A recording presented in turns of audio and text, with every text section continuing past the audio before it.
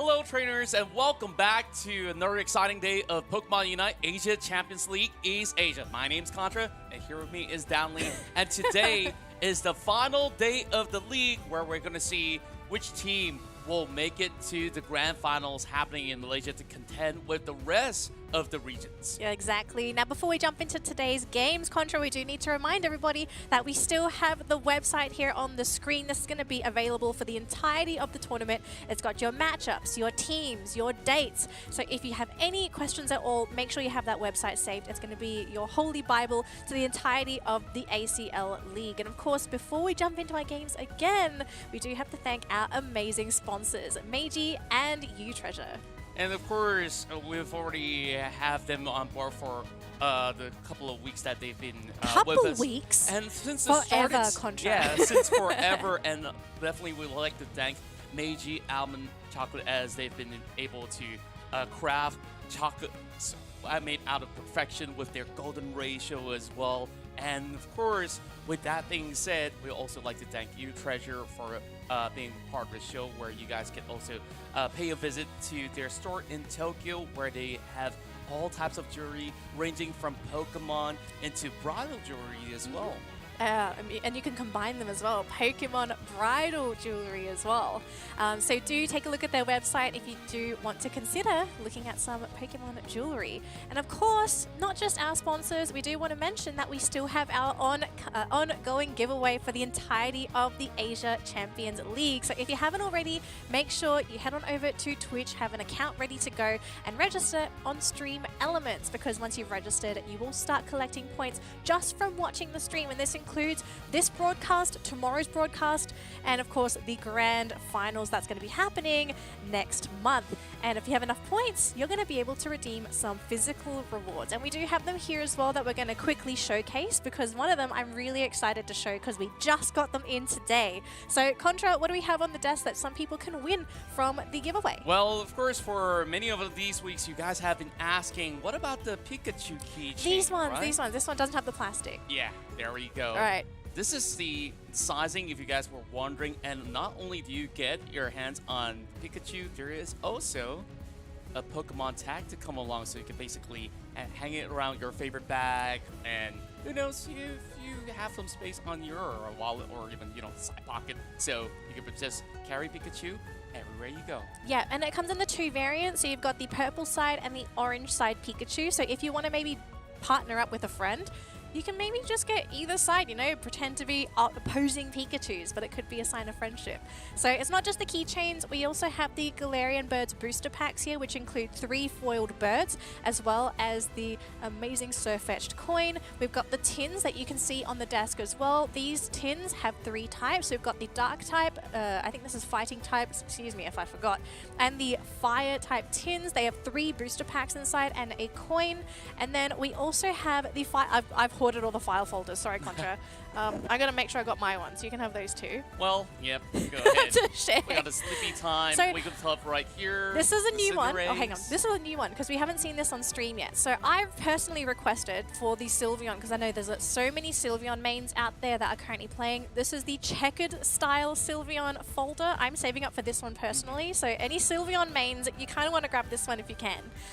But yeah, those are just some of the things that you can claim. And if you are in the eligible countries, make sure you start collecting those points, because we are so excited to start shipping those out to all of you guys that have been watching the show. Exactly. And of course, now onto the program. I definitely want you guys to keep up to speed with what's going on. So let's check out the highlights of the past week of Pokemon UNITE Asia Champions League East Asia.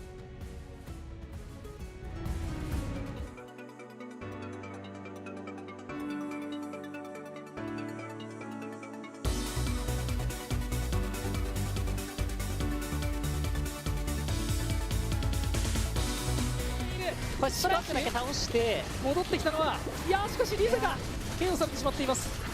残されているポケモンは少ない。どうだ、神100倍の神のヘビーボンバーでラストヒット、なんとか逃げ切れるか。オベアが入っていく。やったらこの形はさすがに厳しいか。このまま当たり切るのは難しいか。オベアがこれで KO されてしまいます。ダメージを出せるポケモンがもう残っていない。しかし届くか。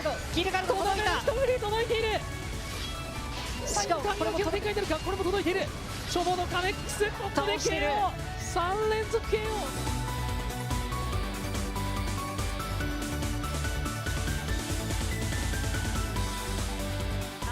with it. Oh, big two-man snowball there from the Delphox. 5x drops as well. They need to get out of there. And so far, yep, there's going to be a knock-knock. Big turret actually thrown down by that Blastoise. Lots of low-health Pokemon on the side of Secret Rare, but I think they just have enough gas in the tank to keep on battling Mystical Mirage from that Mew to try and keep his teammates alive. As long as Eldegoss can survive, it's okay, but they've lost the healer now. Gangsing berputar Blastoise. Taekwondo sebenarnya langsung dimulai dan dibuka oleh Ion ya, dan Ion loncat ke dalam. Wow, loncat keluar pakai Glacial Stage-nya, dan di situ ada Hard One yang langsung mencoba menangkap XQ, tapi sebenarnya tidak berhasil, dan Hydro Typhoon kah? Gak terbawa lagi.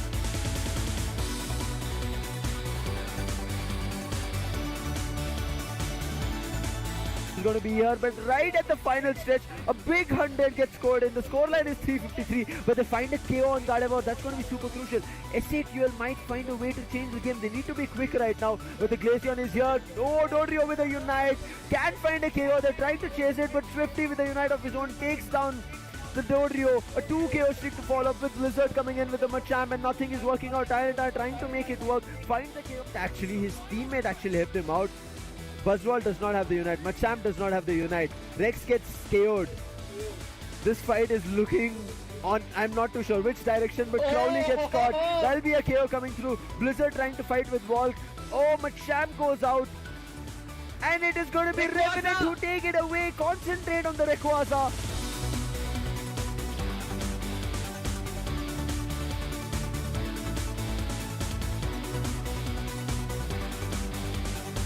KO しているのはシークレットシップ。あとただストライクだけ怖い。いや、逆に選手が絶対に止めている。完璧だ。守りきった。逆張り。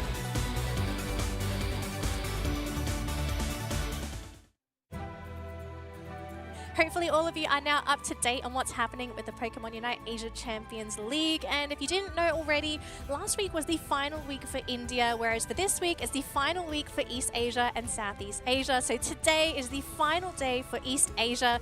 The teams that participated in the league include Eternity, High Five, No Show, Secret Ship, and T2. Now, unfortunately, we did have to say goodbye to two of these teams last week. It was Eternity and No Show, which means our first matchup of the day is going to be two of our remaining teams. As you can see on the screen right now, Contra, it's T2 versus Secret Ship, and the winner of that series will play against High Five. That's right, it's a final day for them to prove their worth in order to secure the tickets to Malaysia. And of course, we start off with the lower brackets itself, and in this lower bracket final, it will include T2 versus Secret Ship. Whoever wins will be joining alongside Hi-Fi on their journey to Malaysia, and they will fight to get that #1 seed and a whole lot of prize pool. Exactly. Now, moving on, because we are moving very quickly, everyone's super excited for this. The tournament format, as of now, we are at the end of the second stage. So last day for these teams for the regular season before we head straight to the finals. But for today, we're finding out who's going to be the second team to join High Five at the finals in Malaysia next month. So we are all very, very excited. We've got two teams that are technically eligible for this, but only one of them is going to be making it through. And as we can see right now, Contra, it could either be T2 and it could either be Secret Ship. That's right, and we've already seen how Secret Ship actually rose from the bottom, now looking to be on top as well. But T2 definitely will prove to be a little bit of a challenge, as this is a team that's played back in the WCS. Yes, and of course we are still playing for the prize pool here as well. So High Five are actually not guaranteed that first place $5,000 prize yet, right? The prize pool is going to be determined by the final result of the end of the second stage. So at this point, they are guaranteed $2,500, whereas for the other two teams, they're at this point only promised a $1,000 payoff. We're going to have to find out what happens after this game, who's going to be getting what, who's going where, and who's going to represent East Asia at the finals. But of course, Contra, let's introduce our first two teams for our first matchup of today. It's T2 versus Secret Ship. And on T2's side, we've always seen them perform real well when it comes down to team fight combat, and we're looking at Haruda, Ajin, as well as Hopachi to see what could they basically bring to the table. And then you got the superstar Obuyan of Secret Ship that have been able to steer through all the storm and danger, and now this is one of the biggest challenges yet. Exactly, and I do believe the draft is ready, Contra, so let's jump right into it and see what these teams are going to be picking up for their first Pokemon of this first game of the best of 3. And so far, you can see already, T2 are looking to go for a big steal by not only banning out the Slowbro, but also stealing away the Blastoise, a really big Pokemon that's brought a lot of success to Secret Ship. Yeah, and that really makes me wonder what exactly is Obuyan going for. This time Look, they really switch things it's a around, Greedent. and they're Oh my bringing that goodness. Greedent. So perhaps this might actually halt this Caesar Scyther that's going to be brought forward.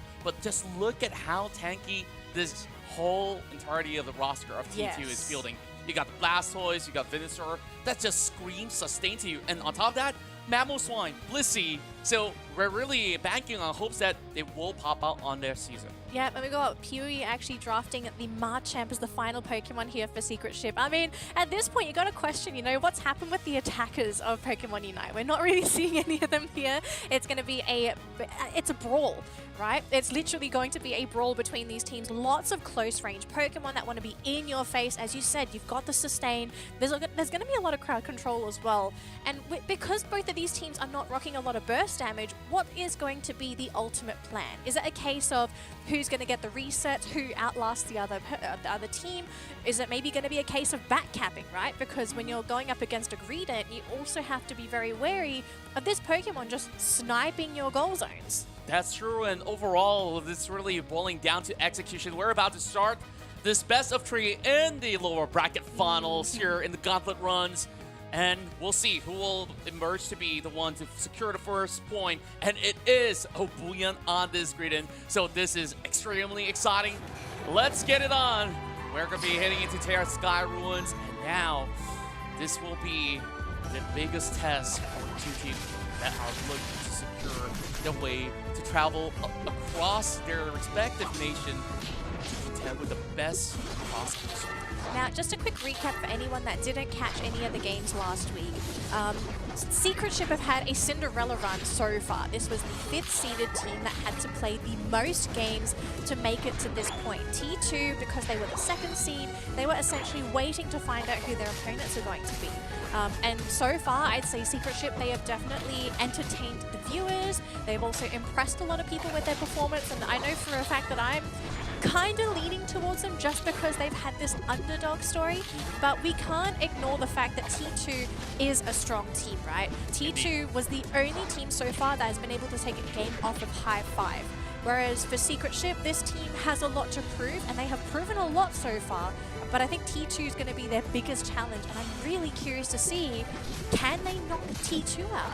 Yeah, and for the fact that both teams are hailing from the Japan region overall, they have probably scripted each other multiple times to know what exactly each other does, and therefore you see when it comes down to the draft, they actually go in with a couple of counters to really answer back. T2 especially taking in the Blastoise into this game might actually halt Secret Ship, where Obuyan having a little bit of a struggle of his own early on, and now spots out Hibachi looking to secure the first knockout of the game. Hibachi basically finds himself the ramp, and he will still not escape, but he will dash out, but it will still fall to the hands of this Hoopa. Yeah, the Greedent as well, just being a little bit too fast. This is a very strange defender. It's the most mobile defender in the game, unless you want to include maybe Flail Snorlax, but that's not really something that we see in the competitive scene at all. So here's something that I kind of want to quickly mention, Contra, right? We saw Secret Ship have a lot of success last week because they had the Hoopa. T2, their priority was actually getting rid of the Slowbro rather than the Hoopa. So what are your thoughts on that particular ban? We are seeing a skirmish, but Hoopa resets. Again, we're starting to see why this is so strong when you're running a tanky lineup. It's so difficult to knock these Pokemon out unless you're ready to go for 2 rounds, essentially. Yeah, and it really supplements what they're aiming for, just to snowball the Obuyan inside of this match. And overall, as much as you can catch whichever target they want, this Hoopa still remains to be pretty much vulnerable in these early stages where, you know, no Unite moves available, and then you have what T2 exactly did was to have 3 members really go on to seek him out. So Aja now getting a little bit more pressure as they are trying to set things up for the Reggie coming up online. But look at the retaliation. Haruta almost got it in the back, but they will basically port him out for the time being. And because they focused on the Hooper and weren't able to get the knockout, that means that they weren't dealing damage to the other Pokemon that were in that top lane. But interesting decision to trade here for both teams. T2 prioritizing the bottom Reggie, whereas the Secret Ship, they're going to try and go up top. They will get the Alecki, thankfully, which means this push is going to be significantly stronger on the side of Secret Ship. But look at this, though. Reinforcements are coming in. We see the Pillar Swine, we see the War Turtle as well, but I don't think they're going to be able to do too much. Alecki is just on the verge of standing on the goal zone, but so far, they're able to keep it in place, but I think this might be an abandon for Secret Ship. So they put a lot of resources in, they don't take the goal zone, but they do bring a lot of the attention to that top lane. Yeah, and you see a little bit more widespread of battles going on, but it's just slight commitments coming in where there's no 5v5 team fights as of yet. Both sides opting to secure different objectives, and then you start to see the pressure coming in from Abuya. Swiftly Duncan's a couple of points while they try to handle the Lecky, and then he immediately goes into the central area, gets some more EXP, and then continue to rinse and repeat on this process. So I wonder how long can he actually go for, because eventually T2 can easily read out some of all these movements later on, and how much can he impact with the rest of the team in terms of battle, because the rest of T2, they're already swarming in the top side of the goal zone. Yeah, we're looking at a rapid spout build on this Blastoise, so wanting to get in your face, do all the damage, but look at that beautiful stun! Coming in from the Pilot Swine, they catch two as well. Typhoon got dropped. Beautiful coordination there for T2. Secret Ship were just not ready for this at all, but we've got a 2 Pokemon defense here. Snorlax, unfortunately, going to get out of there, knocked out because just too much damage on T2. Yeah. I think this is also something we've got to talk about, Contra, because if you compare the two teams, T2 definitely have more firepower than Secret Ship does. Yes, and which is why they're basically congregating all together to just move for some team fights where things have worked out for them. They broke open the top side of the goal zone, whereas as much as they created a lot more spacing coming in for Abuya, it's still pickings coming overall, and Yaku does not even stand a chance. Hobachi will still have a little bit more pressure going on. Abuya comes into supplement, but it's a 4 versus 2. This is not really the position that Secret Ship is looking to actually get advantages up, and Abuya is getting clipped, but it is Greedent after all, with self-sustain for the time being, whereas Haruda slowly having bars being chipped away, and Yaku goes in, rings unbound, and even T2 will have Haruda shredding them apart. And I don't think they have the damage. It's going to be 1-for-1 so far, and they got rid of the support, so the healing is down on the side of T2. And unfortunately, Hooper, there's really not much you can do, especially when your Unite is running out. So T2, yes, they lost the Blissey, but ultimately the rest of their team survived, and they were able to get those crucial knockouts on Secret Ship, which means the map is now theirs. They can farm all the wild Pokemon in peace, because realistically, as Secret Ship, you don't want to fight when you're at a numbers disadvantage. Indeed, and T2 is just gonna press on the advantages that they do have, but we are just buying a lot more time, and they won't be able to pop back all thanks to the Hoopa, but the rest of T2, they clean up shop, they managed to knock out 2 Pokemon at a go, and Secret Ship still steals it away with PU dropping the final hit. I think that's really the best thing you could have asked for there. It's basically saved them from having to deal with that Reggie Alecki push. It's going to buy some time for Secret Ship, so again, they're going to have to try and catch up on those levels. Best thing you could have done, I think you had to as well sacrifice some Pokemon to get this done, because if it was just going to be sacrifices and you get nothing, then you're going to get the short end of that trade. I think Secret Ship, they're doing a very good job of holding their own, but one thing I'm really worried about here is that the late game potential for T2 is looking much better compared to Secret Ship. Yeah, Venusaur is like level 13 now. Level 13. He's a battering ram. He is one of the tankiest attackers in the game. And it's so difficult to take him out when you don't really have a lineup that has a lot of burst. You're kind of relying on Pewee to get a big barrage on the Venusaur. Otherwise, it's just going to sustain with that Blissey, because Blissey's running soft-boiled. Yeah, and on top of that, you still have to find ways to handle this Blastoise where when you are aiming on a Venusaur, eventually he'll come in, get the big Hydro Typhoon, and it just goes back into this huge area effect setup coming in for T2. So Secret Ship really have to find those picks from wide angles, and so long as they can actually single out this target of the Cypher, perhaps things will work much better, because that's also another main source of damage coming in for T2. Yeah, that is true. I do feel that this is still a tough game for Scyther as well, because it's not a case where you can just run in there 2 or 3 shot one some of the squishies, because essentially you look at Secret Ship, who's the squishy? Maybe Hooper if you catch that Pokemon out on its own. So 2 shots, not quite possible. It's a very delicate balance, but look at this though. Top lane, we're already seeing Hibachi do a fantastic job at zoning out Abuyan, preventing him from getting that back cap, which means it's going to have to come down to this Rayquaza battle. And T2, they are in a very aggressive position, although Ruin is a little far forward on that Blastoise. You do need to be careful if you get knocked out there. That means there's going to be no Typhoon or maybe a preemptive one. But look at this though.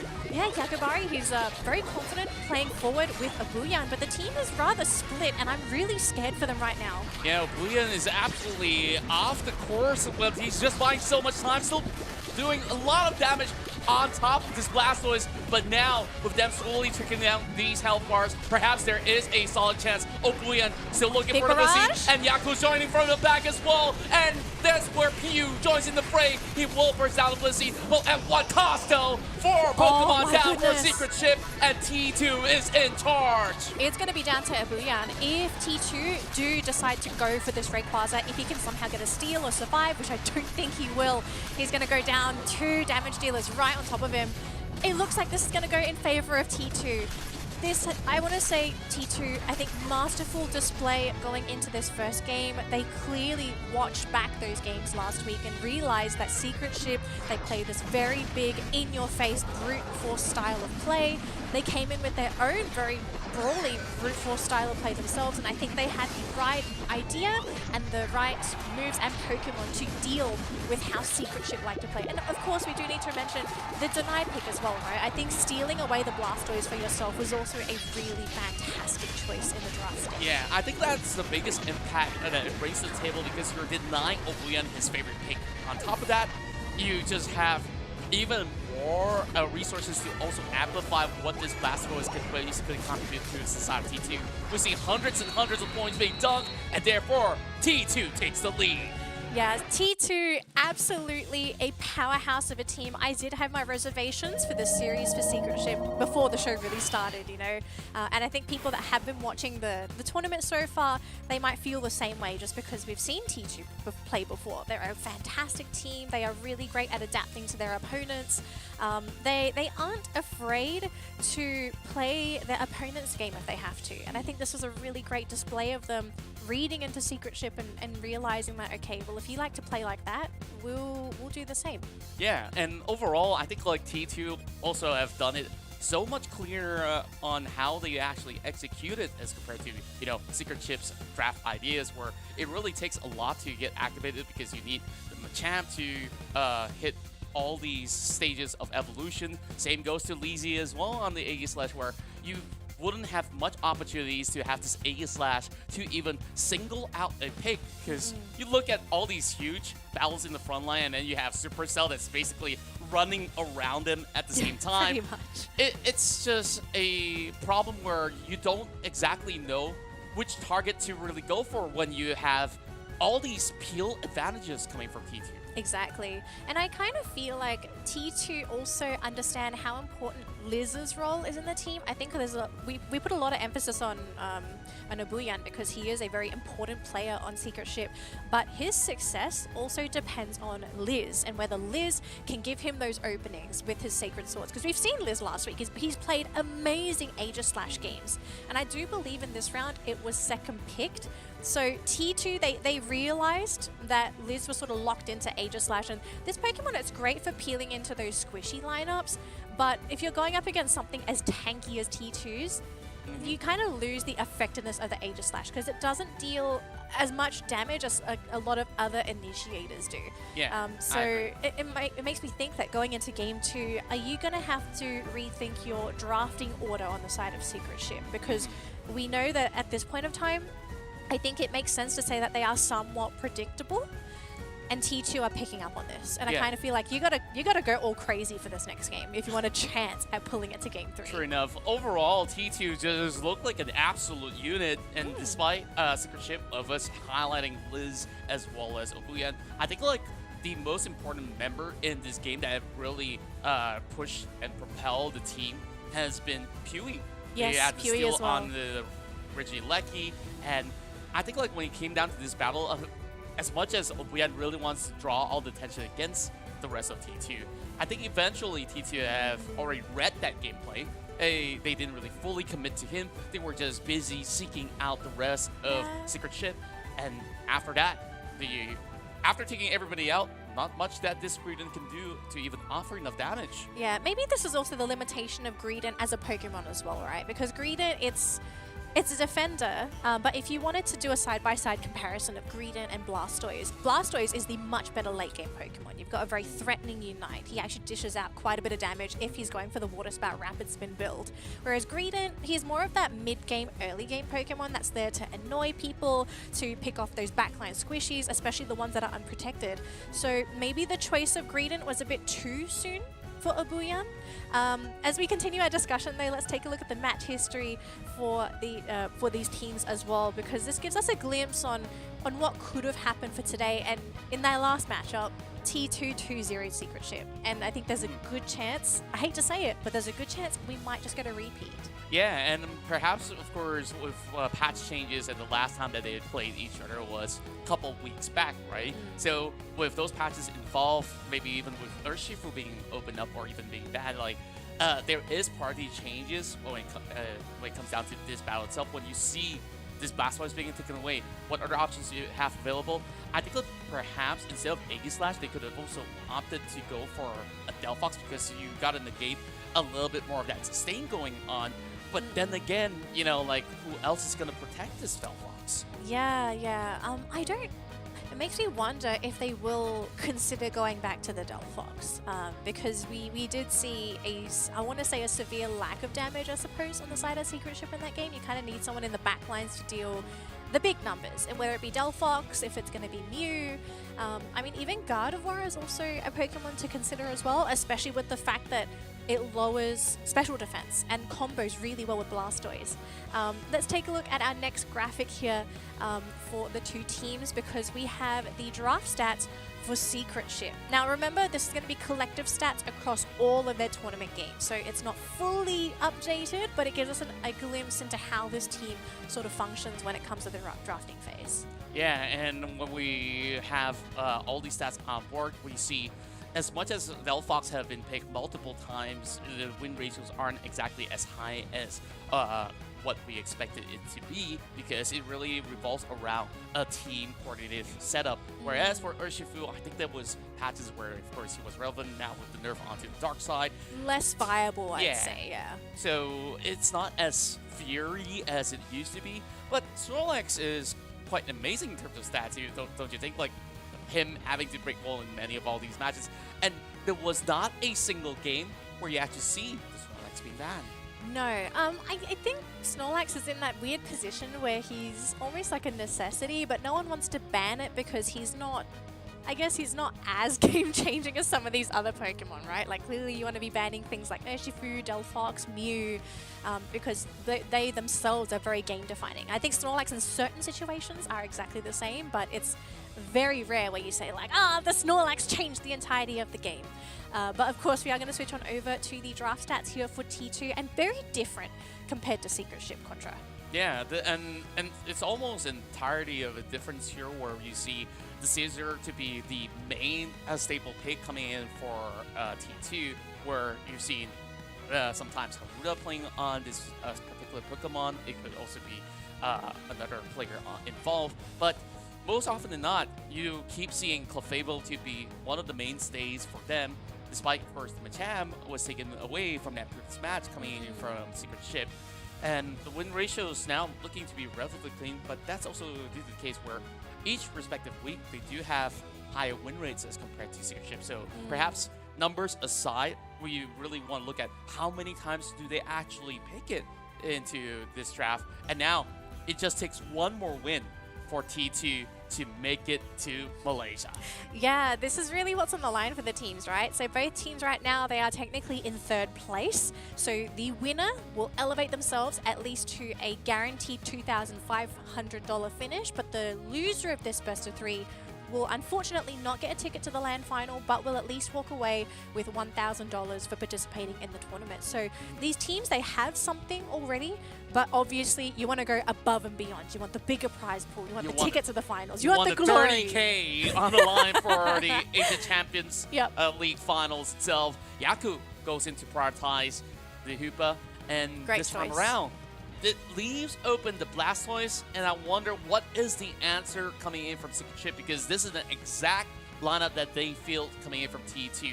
So Yakubari have seen that PU has done a great job in this Machamp to secure it once again, but I believe that it might actually take something entirely different, but because they did not ban the Slowbro, they will go ahead and secure it. I believe it's Obuyan that will be on this Garchomp. Yeah, so it does get locked in. Obuyan's gonna be picking up that Garchomp, and I do like this a little bit more, right? You've got that late game potential, you've got the firepower, and you also have the potential to shred objectives with Obuyan as well. So if, for example, T2 is late to the Aleki or to the bottom Regis, Obuyan can easily solo that objective.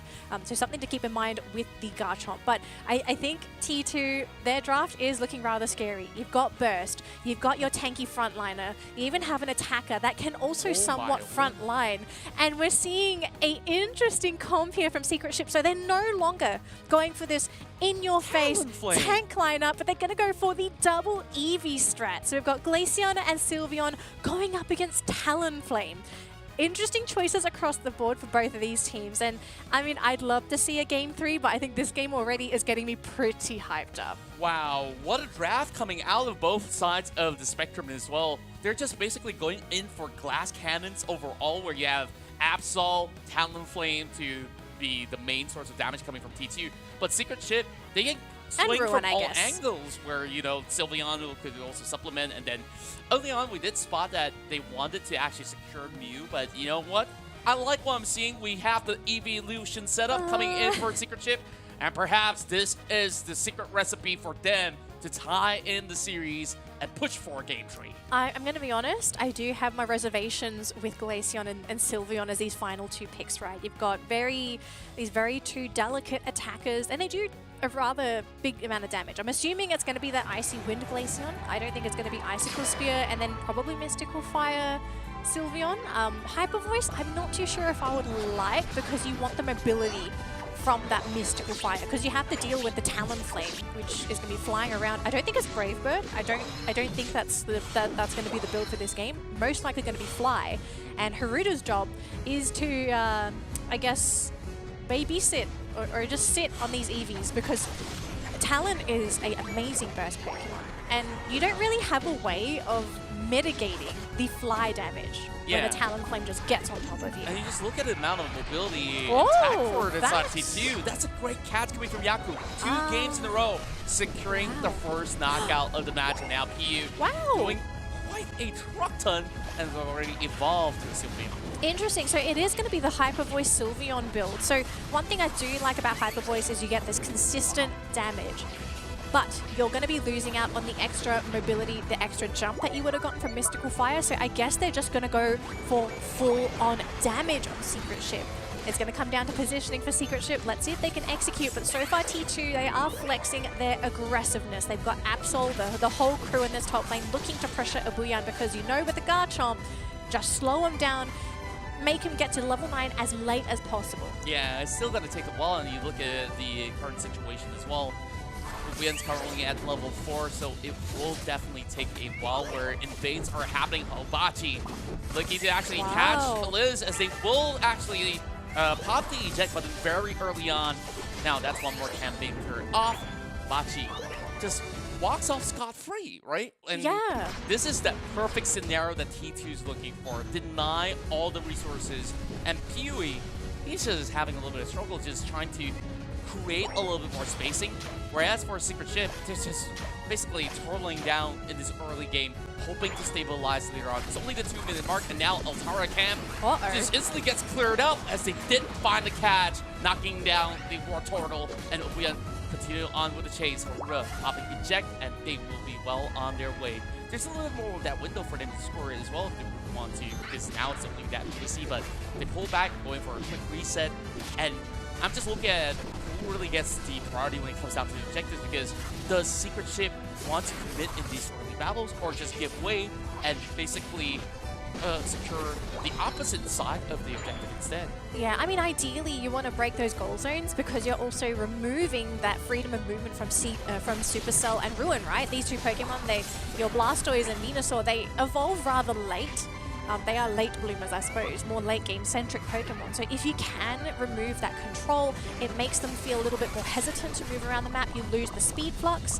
So I think that's the ideal situation.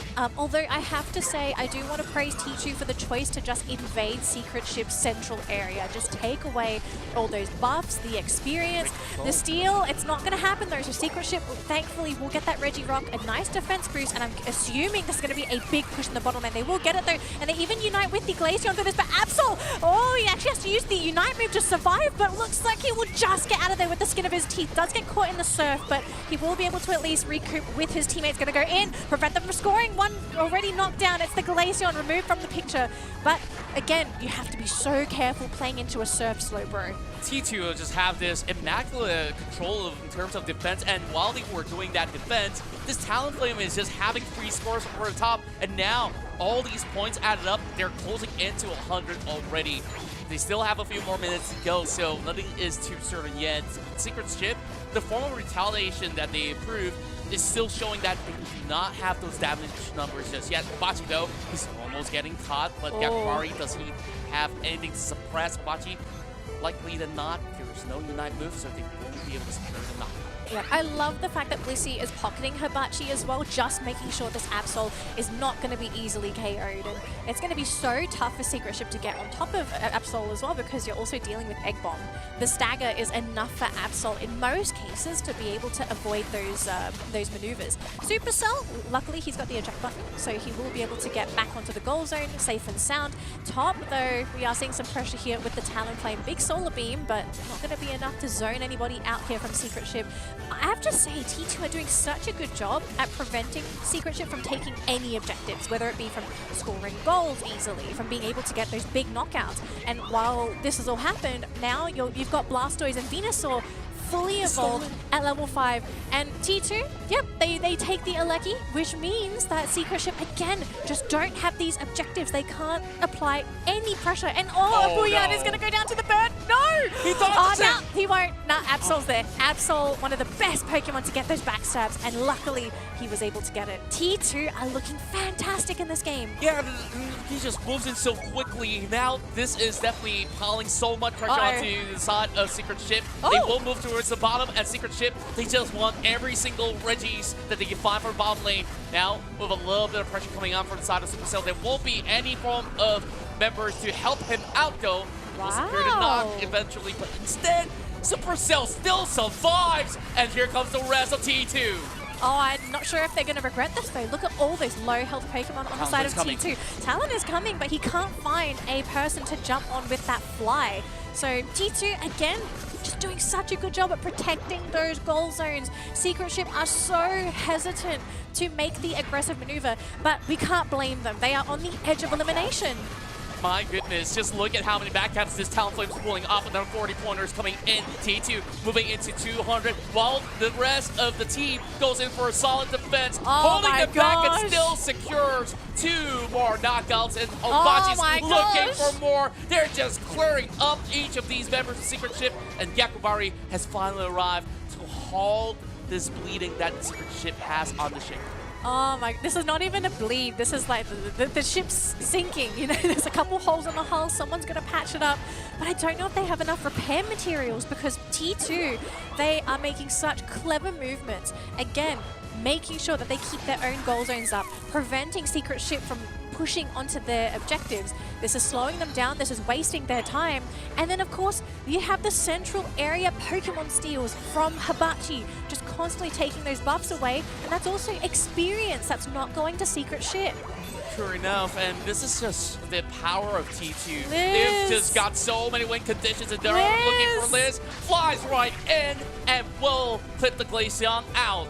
T2 continues on in dominant fashion, whereas Secret Ship, they really need to congregate 5 versus 5 to get things done. And when that happens, you just see this signature talent flame coming in from T2 to keep dunking points, and really, there's nothing too much that this Hoopa can even do to really defend.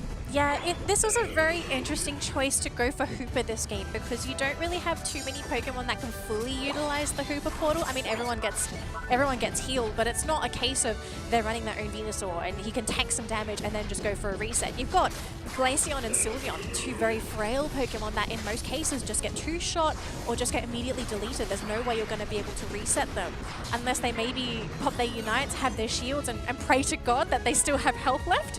So, I mean, Secret Ship, they're struggling, but Rayquaza is up. And of course, we've seen so many times teams make comebacks because they make the right plays at Rayquaza. But Hibachi is making it pretty tough because both teams are scoring points. 84 for the Absol, but a 100-point dunker for that Garchomp. Who makes the right play here? Yeah, perfect read coming from Oblivion, just having Lecky to be able to march over onto the zone in the perfect time. And now Lazy is pretty low. I gotta go in for a quick reset before they actually get anywhere near into this Rayquaza pit. T2 is just gating them from getting any form of entry, and now Pius looking to actually move right in. This one blasted, Liz is down again. Ruin has so much damage. Liz just came back and then he lost more than half his health. This is so frustrating to play as a Pokemon such as Glaceon. There's only 1 minute left. Yep, there's only 1 minute left, and I think if you gotta go, it's gotta be now. But you can see Oblivion, he's just struggling to get into this into the battle at all. The Solar Beams are so annoying. The threat of the Hydro Typhoon, and look at this, you've got a backstabbing Absol who can get on top of the Hoopa, and that looks like that's what's happening. So he's not going to be able to assist his team so far, but look at this Supercell about to go down. Typhoon gets thrown down, catches two. It's going to be the Glaceon and the Slowbro. Glaceon goes down, Liz out of the picture. 4 versus 5 though, the teams are still battling. Oblivion though, can he make the turnaround happen? With the Garchomp, he's doing some damage, 1 KO so far, but can he survive and do enough? His basic attacks, no, he gets knocked out. He doesn't get the Blissey. There's only 35 seconds and the Rayquaza is still online, but Pewee, he goes in with a 78-pointer. Haruna's gonna match it up. 50 points, can he stop him on the track? And it seems like that will do. And for the time being, 341 points. Is it gonna be the cut though? And the rest of T2, they're hoping to secure the Rayquaza in this final hour. 15 seconds and less on the clock, and T2, they don't have the health bars. Haruna trying to survive, but the rest of Secret Ship is here to stay, and they finally got the Rayquaza. Oh no, the Swablues!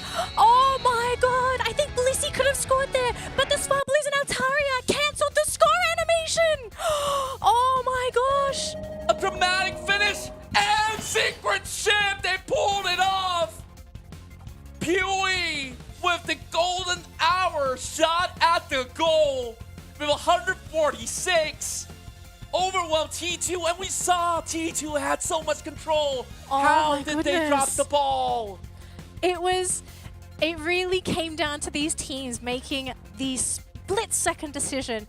Guys, we cannot get into Rayquaza. We've got a back cap somewhere, and they made it happen. They got the points, and even though Arjun, he had the 100 points to score, it wouldn't actually have been enough to take this game off of Secret Ship. I think we're starting to see Pokemon Unite evolve. Yes. A lot of people, I think for the longest time, and I guess the meta has sort of shifted this way, where the game has more or less become the simple Rayquaza flip. Who gets the Rayquaza? Who gets the score shield? Who's going to be able to get those easy dunks? But the fact that these teams are now in these very delicate fights, they now have to make those decisions. Okay, it's time to back cap. Who can back cap? Can we predict where the opponents are going to be? Could they cancel these back caps? Because if you look at the Pokemon, everyone's holding more than 20 points. And that's a long score animation once you're starting to hit the 20, 30, 40 point mark. Exactly. So, and then when it came down to that final battle, which I will elaborate later on, where they actually make this call where Oblivion has to handle the battle on his own. You see 3 Pokemons actually on top of this Garchomp, whereas that has created that scenario where Secret Ship could finally squeeze in to start securing all these other areas than to prioritize on Rayquaza. They deprioritize it overall, but these early battles, it all favored T2, the way that they've been able to overwhelm them in the form of numbers, and they just took gold zones after gold zones, and then it came down to this situation. T2 is just denying form of entry. You saw how Lisi struggled, and despite all of that, I just wonder, how did T2 How did they do it? Yeah, how did they actually let them lose? I think it was from this point onwards. Take a look at this. So you have Obuyan at the back, and Supercell's got an amazing Hydro Typhoon, right? No, actually, no, not really. So Okay, he was forced to two. use the Typhoon. Yeah. So my theory, or at least like my thinking in this, is that a secret ship, you can't go until the Typhoon has been used. And it was not an ideal Typhoon at all. You caught 2 Pokemon, but it was on the edge of the Typhoon. Your team wasn't nearby to be able to really capitalize on it. And so once the Typhoon is gone, you've lost that barrier of control. That you've basically opened the floodgates and you've told secret ship, all right, let the ship in, let's battle. You had to have kept those gates up. You really needed to make sure the Typhoon was there in case a fight did happen. And because it wasn't properly used, you know, that's it. I think that was really it. What a legendary series this is, right? It really goes to show how good these 2 teams out of Japan are. And I think by now, it's really safe to call that whoever makes it into the LAN finals in Malaysia will definitely do Japan proud. God, I mean... And of course, East Asia. It's not just East Asia, yeah. So I think the teams, they're probably scrambling now. You know, Secret Ship, you are scared, you are shocked, and of course they're going to be motivated and happy because they were able to take that game. But now you have to also think about the other mindset of the other team. Yeah. You have to imagine what's T2 feeling after that. Yeah. Because if you think about it, I think they got robbed. If I was T2, I would sit there thinking, wow, we let that go. Yeah, let's also take a look at some of all these recaps as well. Those monumental plays that actually happened. And sure, T2, they were overwhelmed in the very final few seconds. So going back to this particular team fight, right? So they funnel a little bit of tension coming in where you see Obuyan chasing after Supercell, and then the rest of T2, they're hoping to actually keep this Blastoise up. And after that, you just see them funnel over top side where majority of their members have already been lowered down by Obuyan, as well as some blast damage coming in from Yaku. Yeah. And then I think by then, after they don't really have time to actually go for the reset, and Secret Ship eventually just knock them out and take themselves to Red Blossom. Yeah, actually, I don't know if we can look at the highlight again, but I want to go back to the clip where, or at least we'll try and remember it in our brains. We saw the clip where Obuyan was actually on top of Venusaur and Blastoise, right? And we saw Blissey going in with the Bliss Assist. I wonder if that was actually a misclick coming out onto Blissey, because Blissey, Bliss Assist the Venusaur, when, I don't know if she was in range, maybe not. If you Bliss Assisted the Blastoise and it was able to take a little bit more damage and to provide more damage alongside the Venusaur, could they have survived and knocked out Obuyan? Because you lost the Blastoise in that process. Yeah, it was a really messy situation, even if it's a misclick or if it's not. I really wouldn't blame the Blissey as well, because like it's a split-second decision. It's such a split-second decision where you really just gotta make do, right? Like you're just hoping that either parties would be able to survive the damage that's coming in for this Garchomp, and sadly to say, like it turned out the way that it did. Yeah. They did eventually take it down, but by the time that they took out Obuyan, the rest of Secret Ship, they start to regain that tempo of control, and then PU, after scoring, rejoins the team. That also means that this Glaceon can start to really blast anybody who's really low. Yeah, we're going to take a look at this clip very quickly because I kind of want to hyper-analyze, because I honestly think this play was... Oh, I think we may have gone a little bit too far into this clip. But I think the fact that maybe... I'm just thinking... Would he have maybe survived? I mean, they're low. I think it maybe was a better decision to Bliss Assist the Venusaur, because you would have also, at the same time, buffed the damage of Venusaur, right? Because Blastoise, he does reasonable damage, but not on the same level as Venusaur. So just some theory crafting, folks. Sometimes, especially when you're playing a game of Unite, things happen so quickly, and there's always going to be the ifs, the buts, the hows, the whens, the whats. There's a lot. There's a lot happening in my brain. I'm pretty sure Contra's like thinking at 1,000 miles as well. But I'm just really happy because like we're actually getting the full series, and Secret Ship, look at their story so far. From the bottom to now, perhaps a top 2 finish, and who knows, they might be able to eventually get up to speed with the rest of High Five, who's waiting right after this. And my goodness. Whoever wins right now still has another challenge on board to actually get themselves into perhaps a better placing. But I just love what I see. We were a little bit skeptical, not gonna lie, when we look at the draft because it was a glass cannon form of setup where they're also squishy. But sure, we have the damage to offer, and I think like they played the best that they could, and they definitely deserve this. They did deserve it, right? I think they chose the right decision. Because when you're in desperation mode, I think a lot of people will resonate with this idea where if you're in desperation mode at the Rayquaza pit, you know you're behind. You know that you have to start making these plays to make that game come back. Sometimes you'll do things that you wouldn't normally do out of desperation. And it's so amazing to watch these teams be able to control that emotion, because for us that don't play competitively or don't train as much, we don't have that level of impulse control.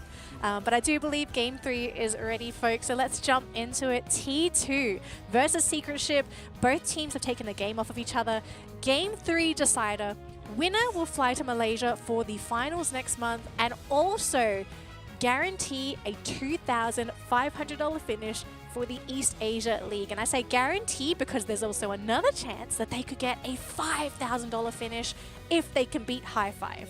That's right, and now into the final game between the two, and it's really going to be pretty sweet after the matchup, because we have to say goodbye to one of them. One will celebrate the glory to join alongside with High Five, of course, so I guess that's the flip side of it. So now, quickly into the draft we go.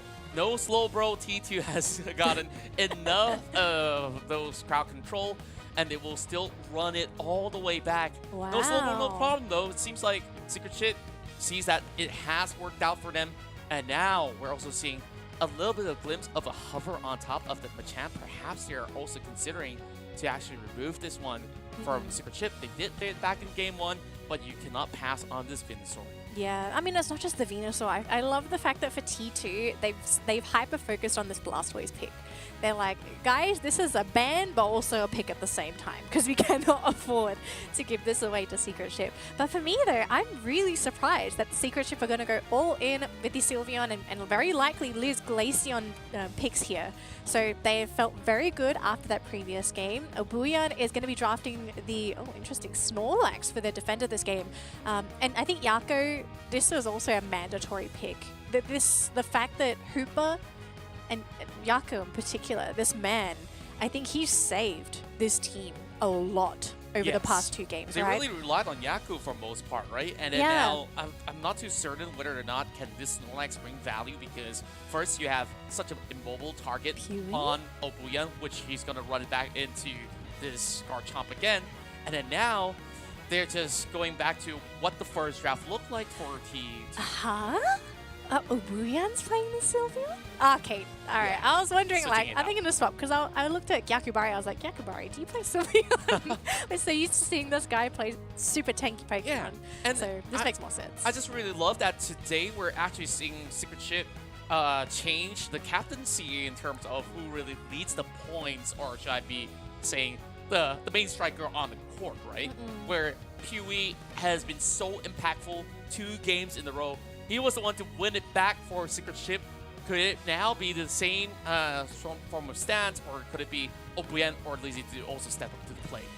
Look, I just want to see what happens at this beginning phase, because the thing I want to look at right now is how has that last game impacted T2? Are they going to be able to stay hyper-focused, razor sharp, do what they did in that last game, or has this maybe mentally altered how this team plays? Because when it comes to when you're playing competitively, your mentality is so important, because if you're in the right mental state, you are going to pull off some godly plays. But then you see some players, now I say some players are very, I think the best way to describe it, it's emotional. But hear me out here, I say emotional in that things will influence them more. They have a good day, they have a really good day. But then they have a bad day, and then you know that bad day. Really strong start coming from Obuyan. They did manage to get the first catch, and the knockout will be secure. 11 points in for side of Secret Ship. And back to your notion as well, when it comes down to the mentality, sometimes when you suffer a loss, sometimes your spirit will burn even more, and then that could basically amplify what you really want to achieve heading into this player final game. Perhaps that's what's really going on for the side of T2. Though we do see them maybe playing less aggressive this game because they're trying not to make as much mistakes as possible. I'm a bit worried about this because I liked what they did in that last game, being so aggressive in Secret Ship's central area. Oh, okay, Hibachi sort of missed the dash there, dashing into the wall. So bit of a misplay from him, and look at this, the aggressive potential from Secret Ship when T2 don't have enough bodies in that lane. When you're going up against a Glaceon and Sylveon, it's a very deadly combination. Indeed it is. Whereas Obuya now being left alone as the Scoopa has transported right down into the bottom lane. Obuya should be able to handle whatever pressure that comes his way. Yeah, so I like this pairing. I love just seeing Hibachi and Arjun together. They are such a good support and central area duo. You see Hooper go back to base. Yeah, I think you just saw the side thing. He was like, all right, fam, up. Yeah, like he's got no business doing there as well, where Yako could easily be bursted out at this point in time because you look at the side where it's already hitting level 6. They make their way perfectly in time for the tower camp, and T2 really farming a lot of all these experience points back on their side. So they're just making sure that they're ever ready to go into those battles now that the Cypher is one level ahead. Perhaps this is where they can start to find openings eventually. S2, they're just hugging really tightly all these goals. They're really not giving any leeway for those small bits of points coming in for the first 3 minutes. Yeah, and at the same time, they've kind of left Abuyan to his own devices. This is something I'm very questionable about for T2. Just to leave this Garchomp to do his own thing in top lane, I kind of feel like, okay, if there's a Garchomp, are you going to pressure him? And if you don't pressure the Garchomp, are you going to pressure the other 2 lanes, right? Like, there's going to be a balance to it. You can't just sort of let both go. And so, wow, I'm really surprised that T2 have toned down the aggression. This feels like, knowing that they don't have that 1-game advantage anymore, this team is now ultra cautious about their plays. They don't want to make the misplay. Maybe they're suffering from that team fight happening in the last game, and so far it looks like they're going to do okay. They do get 1 KO, and it was onto Abuyan, so numbers advantage is going to be there, and yes, the buff goes to T2. They get a secondary knockout as well. So this team, yes, they're playing cautious, but they're still aiming for the right objectives. Yeah, they really have to pull off a solid defense, and just looking at Supercell, shelving every member out of the way. Secret Ship can still eventually look for that catch as they turn it against this Alice line, and will be able to actually dash away. T2, they made a huge wraparound, and Oblivion, he started off moving into the Red Steel too early. He already lost like 1/4 health bar initially, and easily being picked off by T2. Yeah, now Hibachi's actually gone into the top lane, so I saw Abuyan, he was looking to actually go for a score there, but once he saw that Scyther, he thought, yeah, nah, I'm not ready to go for that. I'm only level 8, I'm not a Garchomp yet, so he's going to focus on those levels, which means T2 are sort of free to do whatever they want right now, because they know that Abuyan's not going to be joining these fights at all. Actually going to try and 2v1 him. He's going to stand on top of the goal zones. You've got to be so careful against a Garchomp, because if you get caught, you do so much damage, turn around, oh no! Not enough damage. He tried to go for the KO onto Liz. If it was a 1-for-1, it would have been all right, but to not actually get a KO, that's some experience given back to Secret Ship. And now, Haruda, yeah, I think he's pinned it into the wall here. Beautiful pushback, and I think this might just be it. Bliss Assist comes through, and maybe they've actually taken a little bit more than they can chew. Livid Outrage also being used, does not fully connect, will get that last hit, and pushes back Haruda. This man just can't leave, but beautiful spin from the Blastoise will get that pick off, and T2, thankfully they do win that engagement, but that went a lot longer than Secret Ship wanted it to. Yeah, great cleanup coming in from Ruin. He actually got a triple knockout by the end of it all, after having possibly the longest battle we've seen so far over at top end of the zones. So T2, they're still leading the pack, where this Regieleki is just giving them a little bit more error play while they focus down on the bottom goal zone as well. Regi Ice is going to be up online, and that's where Cell will have to really negate them from entering this zone once again. Secret Ship, they have an opening window though, but now they transport right down bottom and ready for contention. They're looking to snipe it, yes, and they do. T2, I guess they're just going to give this away. Beautiful blocks from the Snorlax, actually pushing them away, and that's going to be the buff given to Secret Ship, so big chunk of experience. Mammoth Mash actually being used to keep that Mammothwide healthy, and now are we looking at a turnaround? Haruda dropping down to half healthy, see the spin coming in from the Blastoise, chipping away, and a lot of health, and Hoover goes down, so no more resets, but Scyther trying to go into the backlines, looking to get the KO onto Liz, won't get it, and instead gets KO'd himself. himself. T2, they're going to continue with this onslaught, but their Pokemon are slowly losing health. The Booyah will get the final pick off there. 2 Pokemon down on T2. Maybe they have actually overextended here. They're going to try and retreat. Haruda being backed up by the Blissey, slowly working down the Booyah. He will get knocked out though. And now the turnaround. Secret Ship, they have successfully defended their goal zone. They lost the objective, and they also just weren't able to take the goal zone down. What a huge clutch coming in from Gakubaru with that heavy slam clipping over on the 3, and that is enough of a setup. Though they may have actually lost Obuyan, it was worth the trade. They got themselves their Regis, they got even more points now being done, and it's a little bit too much of an overextension. I'm T2 scared. overestimated what Secret Ship has to offer, and now they are up ahead, 140. Contra, I am scared because remember, in Pokemon Unite, there is comeback experience. Yes. There is a way to rubber band back into the game if you had a terrible start. And that's the dream fight that you were asking for, because you got a massive boost of experience from getting those crucial knockouts on T2. And look at the experience between the two teams. They've easily caught up, and they're even going above and beyond with their Pokemon. So now T2 don't have this level advantage anymore. Going into the late game as well, Secret Ship, they have a phenomenal late game. We saw the Livid Outrage on a fully maxed out Garchomp is threatening. Glaceon is an amazing Pokemon at bursting those down with the Icy Wind. And then you have the consistent damage output from the Sylveon. I mean, I'm actually really scared for T2 because they didn't have that same advantage as last game. Yeah, now they are journeying their way into the box side. And Pew! Oh no! He's just gonna be absolutely caught out in the midst of rotation now. Open spacing for T2 to actually get back at them. 176 points, and now the Secure Regis by their own. Where I expected Secret Ship to actually transport over on the bottom side. They were at the bottom, but instead they move up top, dealing with the Lecky. But the question is, was that actually worth it? Now, down to Rayquaza fight, and we still have Pewee joining along the fray, have already respawned into the match. So now down to T2 to once again pull off another defense where Obuyan is looking for a backstab or even a backcap in particular. Hibachi's big watch is knocking him out. They didn't catch him though. Oh, it was right next to him, so Obuyan not lucky to get that connection off onto the Scyther. If you can get rid of the Scyther, that's amazing. Something I want to quickly mention as well, the KO on the Sylveon, this is also maybe a bit of a saving grace because you also have reduced the knockout timer as well, right? If you haven't been knocked out for a while and you're on a knockout streak, you get a longer knockout timer. So now it's not going to be as long. Pewee, just look at him melting that Mamoswine. Poor Supercell. And they're even going to continue on with the Snorlax. Has to eject, so that's not going to be available for a short period of time. Look at the burst, though. They're trying to drop onto Liz. They can't quite get it, though, but look at the Livid Outrage right in the middle of T2. They've already lost the Mamoswine. Typhoon gets blown as well, but is this the comeback that they needed on the side of T2? Oh, yeah. They're slowly burning them down. I don't think they have the sustained. Hooper's still there. He's going to be able to provide the teleportations, and he doesn't get knocked out. 3 Pokemon are down on the side of T2. It's down to the damage dealers. It's the Venusaur, it's the Scyther, and they just can't get the connections. Hooper's still up, and so is Liz.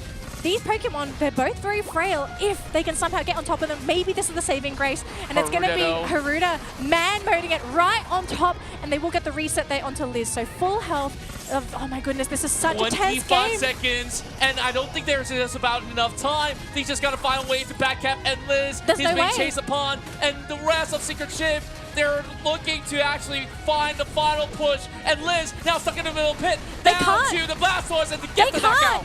They can't do it. 8 seconds to go. Rayquaza is still alive in this pit, and look at the beautiful pushback. Mamoswine says, you are not taking this, Rayquaza. We are going to take this ticket, and we are flying to Malaysia. See you later, Secret Ship. T2 have done it once more, and this time running it back to the same composition, and that team fight was so beautifully handled where Ruin really saved onto that Hydro Typhoon to actually get 3 members, and then you have Haruda surviving full health. Yep, I think that game really came down to Haruda, getting the knockout onto Yako and even forcing Liz to go back to the fountain to heal up. I think if it wasn't the Venusaur there in that central area, we could have actually looked at a completely different game. So T2, the right Pokemon were there to defend the Rayquaza. They had the point advantage, and unfortunately for Secret Ship, this was not a backcap race anymore. They completely focused in onto this Rayquaza, and they just couldn't get it. he really had to take a look at the timer. I know it was a little bit more of a chaotic run in the central area, but we see Pewee attempting to actually run over onto the top side of the goal zone, but Kobachi is on duty as well, so they don't really have space. Even Yakubari hit over on the bottom side. They saw once Yaku was blown out, once Obuyan was already taken very early, there's just not really a chance that they could actually have enough damage to actually handle that team fight, where Haruda multiple times, where you see his health bars melt, and it just basically swings back on top again. So great job coming in from the BC to just really keep this Venusaur standing. Yeah, it wasn't just the Venusaur. I mean, again, as you said, right, the fact that they were protecting their goal zones. They learnt their lesson from that last game. They knew that Secret Ship was going to make this play. And I think Scyther is a fantastic Pokemon for protecting those goal zones because it's so mobile. It can quickly move from the top to the bottom. So wherever you need Hibachi to be, he will be there, but he will also be able to be there in time for those battles. And yes, they didn't convincingly win the battle around the Rayquaza pit, but does it really matter when you have the point advantage, knowing that Secret Ship, the last Pokemon remaining, they're not great at shredding Rayquaza.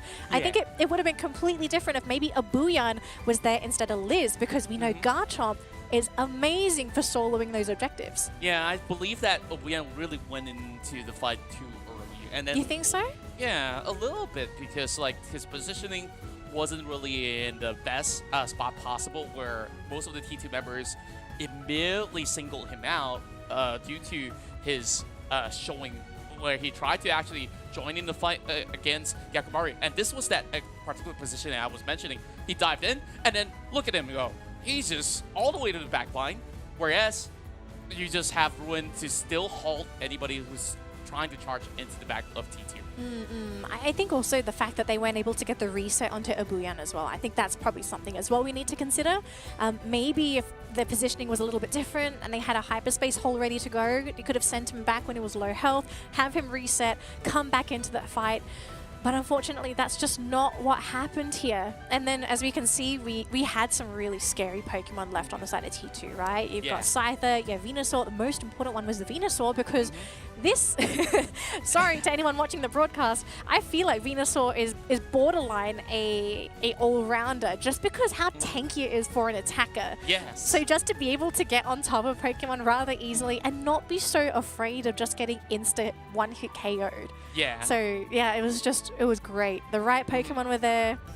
T2, I mean, they're so happy, especially after what happened in that last game. Yeah, just a final take from me as well, right? Kobachi was not supposed to be still left standing as well, where Liz was so close. It was as if he was scheduled to go down. How much damage he actually took, and he's still fine that spacing to escape. So really great on T2. They find a final slot to join High Five in the grand finals. Congratulations to them.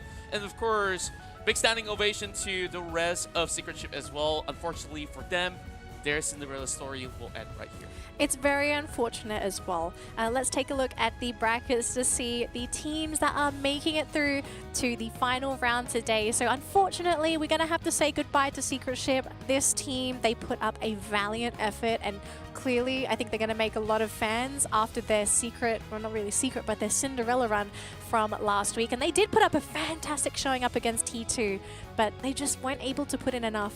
And T2, they steal that slot away from Secret Ship. They're also going to guarantee a $2,500 US finish, but we're not done yet, Kid Contra. I say they're guaranteed, but they might be able to get $5,000 because we're not done today.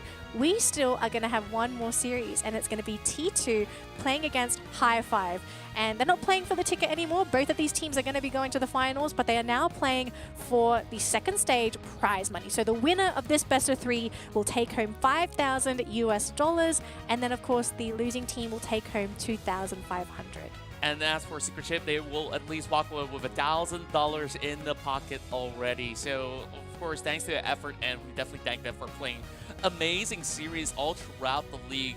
And now it's really the decider of who really gets the pocket full of cash of 5,000 in the bank, or I mean, it could be in your pocket. It's not how are you going to fit like $5,000 in your pocket? I don't think my pockets are even big enough to fit that much money. If it's $100 note, like you got back pocket, you got front pockets, like slot it wherever you want, right? I don't know where you put your money in your hey, wallet. If it's 30K, then maybe your pocket's not going to be enough, right? Well, okay. Maybe someone can try it out. Is it going to be enough if you have 5 people? We'll ask the champions. Five players worth of pockets can yield $30,000 US. We'll never know. But we are going to find out very soon is who's going to be the champion for the second stage for East Asia. Is it going to be High Five or is it going to be T2, the team to maybe swipe away that first place for the final stage? I'm really excited for this matchup, Contra, but I do believe we're going to go for a quick break as we get ready for this next matchup. So, as always, trainers, if you need to, head on over to the toilet now, grab your snacks, but make sure you're back in 5 or 10 minutes, I believe, and then we should be ready to go with this series. But I think we're going to hold on a little bit because we need a little bit more time for the teams, the players. Yeah. I think they might even have to have dinner now because it's like, what time over there? About 8 o'clock now? Before we, of course, go on the break, let's also have a certain expectation heading into the series, right? So far, High Five have looked to be the cleanest executors when it comes down to micro as well as macro position plays. And I really do wonder, can T2 find their opening to finally put a dent to the streak that High Five had during the league? So with that being said, we'll leave you guys with that question, and we'll see you guys shortly after a couple minutes for the finals of East Asia.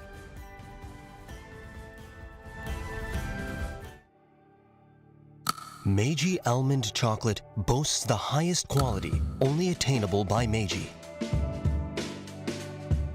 Our professional staff painstakingly pick out each almond with their eyes and hands. We give our uniform-shaped almonds a tantalizing aroma through direct flame roasting.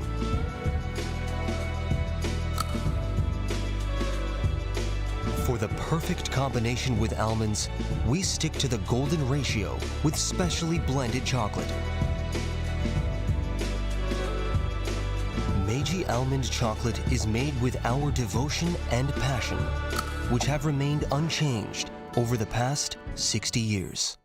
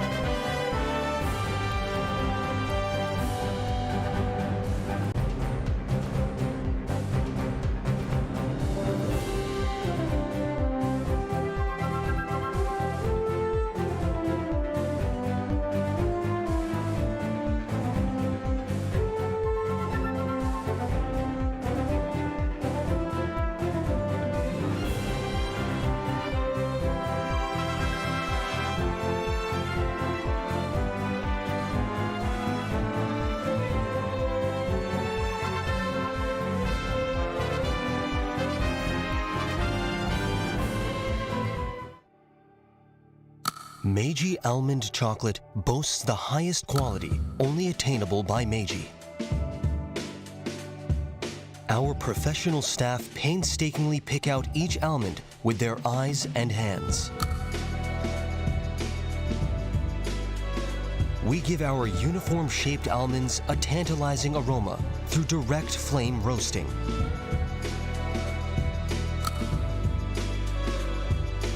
For the perfect combination with almonds, we stick to the golden ratio with specially blended chocolate. Meiji almond chocolate is made with our devotion and passion, which have remained unchanged over the past 60 years. Welcome back, trainers, and we are absolutely ready to bring you through the final series of the evening. And in fact, the final series for the league for our Pokemon Unite Asia Champions League, East Asia in particular. And of course, before we even get through with our program for our final potentially 3 games, let's of course thank Meiji Almond Chocolate for being our partners throughout the course of the run. So with that being said, of course, they've been around for 60 years to provide all of you guys with high quality milk chocolate, and this of course comes with the golden ratio where you have the perfect bite of chocolate as well as almond at the same time. It's being slowly roasted to perfection, and each one of them are just handcrafted, carefully packed in the box so you can have a taste of perfection. Yeah, these are delicious. Now, every week, I'm not sure if anyone knows, this man, so every week we get a box of chocolates each, and he somehow finishes the box on the spot. I think you're probably halfway through that one now, but they are... There's only a quarter left, They are I believe. addictive. I'm going to say it. They're very addictive, but they're also really good size. So if you're looking for a gift, I think this would be a really good gift for somebody because you get a lot of chocolate in it. Yeah, and I feel like it really is value for money as well for the amount of quality it packs inside the box, where even if you want to slowly play Pokemon Unite and we get a quick snack, this is probably the best you can get out of it. You're just going to eat Meiji while playing Pokemon Unite. Let's take a look at our head-to-head for the second series of the day while Contra finishes his Meiji Almond Chocolate. It's going to be between the champions, or at least it might be the champions here, High Five. I don't know what to describe them. They are gods, they are kings, they are a scary team to go up against. But here's the thing, T2, I think they are a very, very capable opponent for High Five because it's also the only team that has dirtied High Five's record. T2 is the only team that's actually taken a game off of High Five. Yeah, despite having, a little bit of that series going, and in fact, actually, they did not. Am get I thinking of any, No-Show?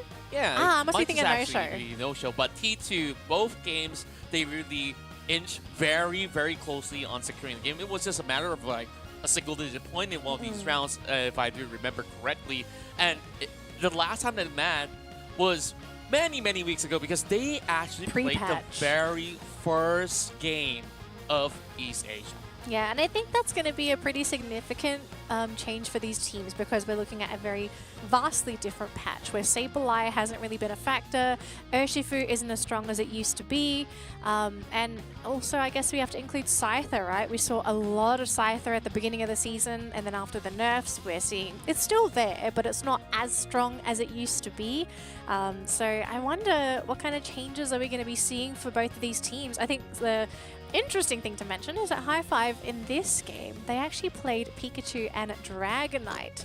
And since then, we haven't seen them pull these Pokemon out at all. Yeah, and looking at High Five, they have been one of the most creative teams to be playing Pokemon Unite at a very competitive level. And now, let's also take a look at some of these draft stats that we do have where it's a mix of all these popular Pokemons coming from all the other teams as well, where when we see the rise of Urshifu, that was being picked in almost every single match that they play out, and there's only 2 times it was being banned away, whereas they have always relied on player like ZZ Ray to always be on this Delphox. So you would possibly see this a whole lot more, and then Ikura It's just a Snorlax god. It just plays a lot of Snorlax.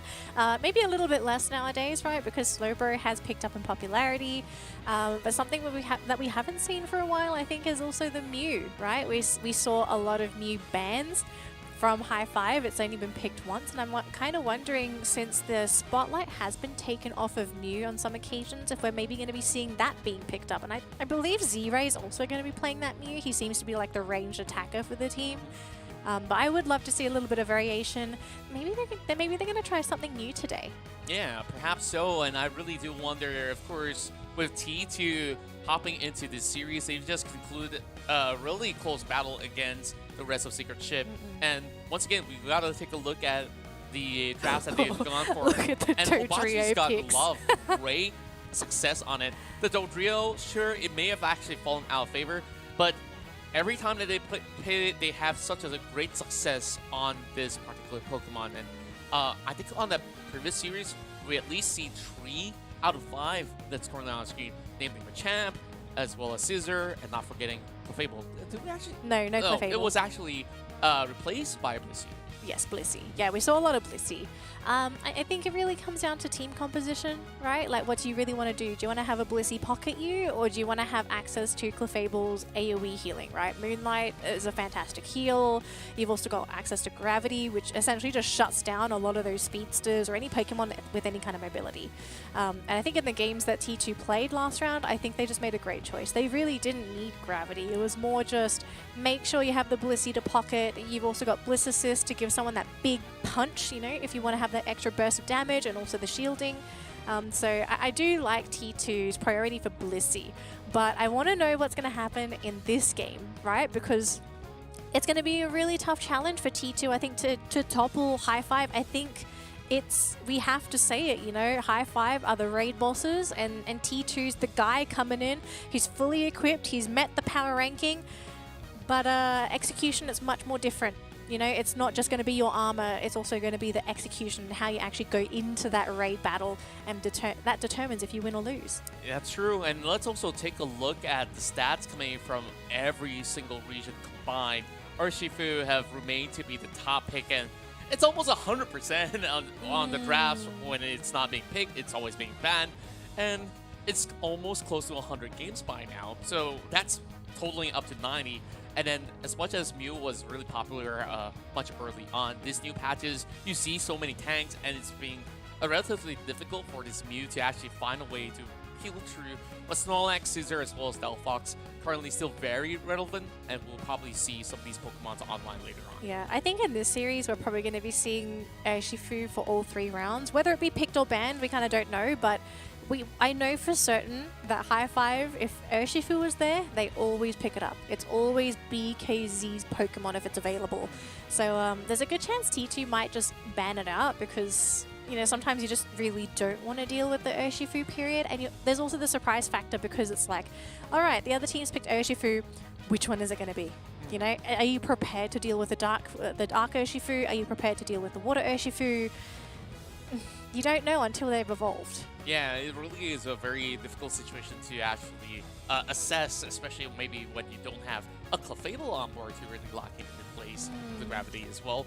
But, of course, moving on, we want to also take a look at win ratios instead of just the draft picks itself.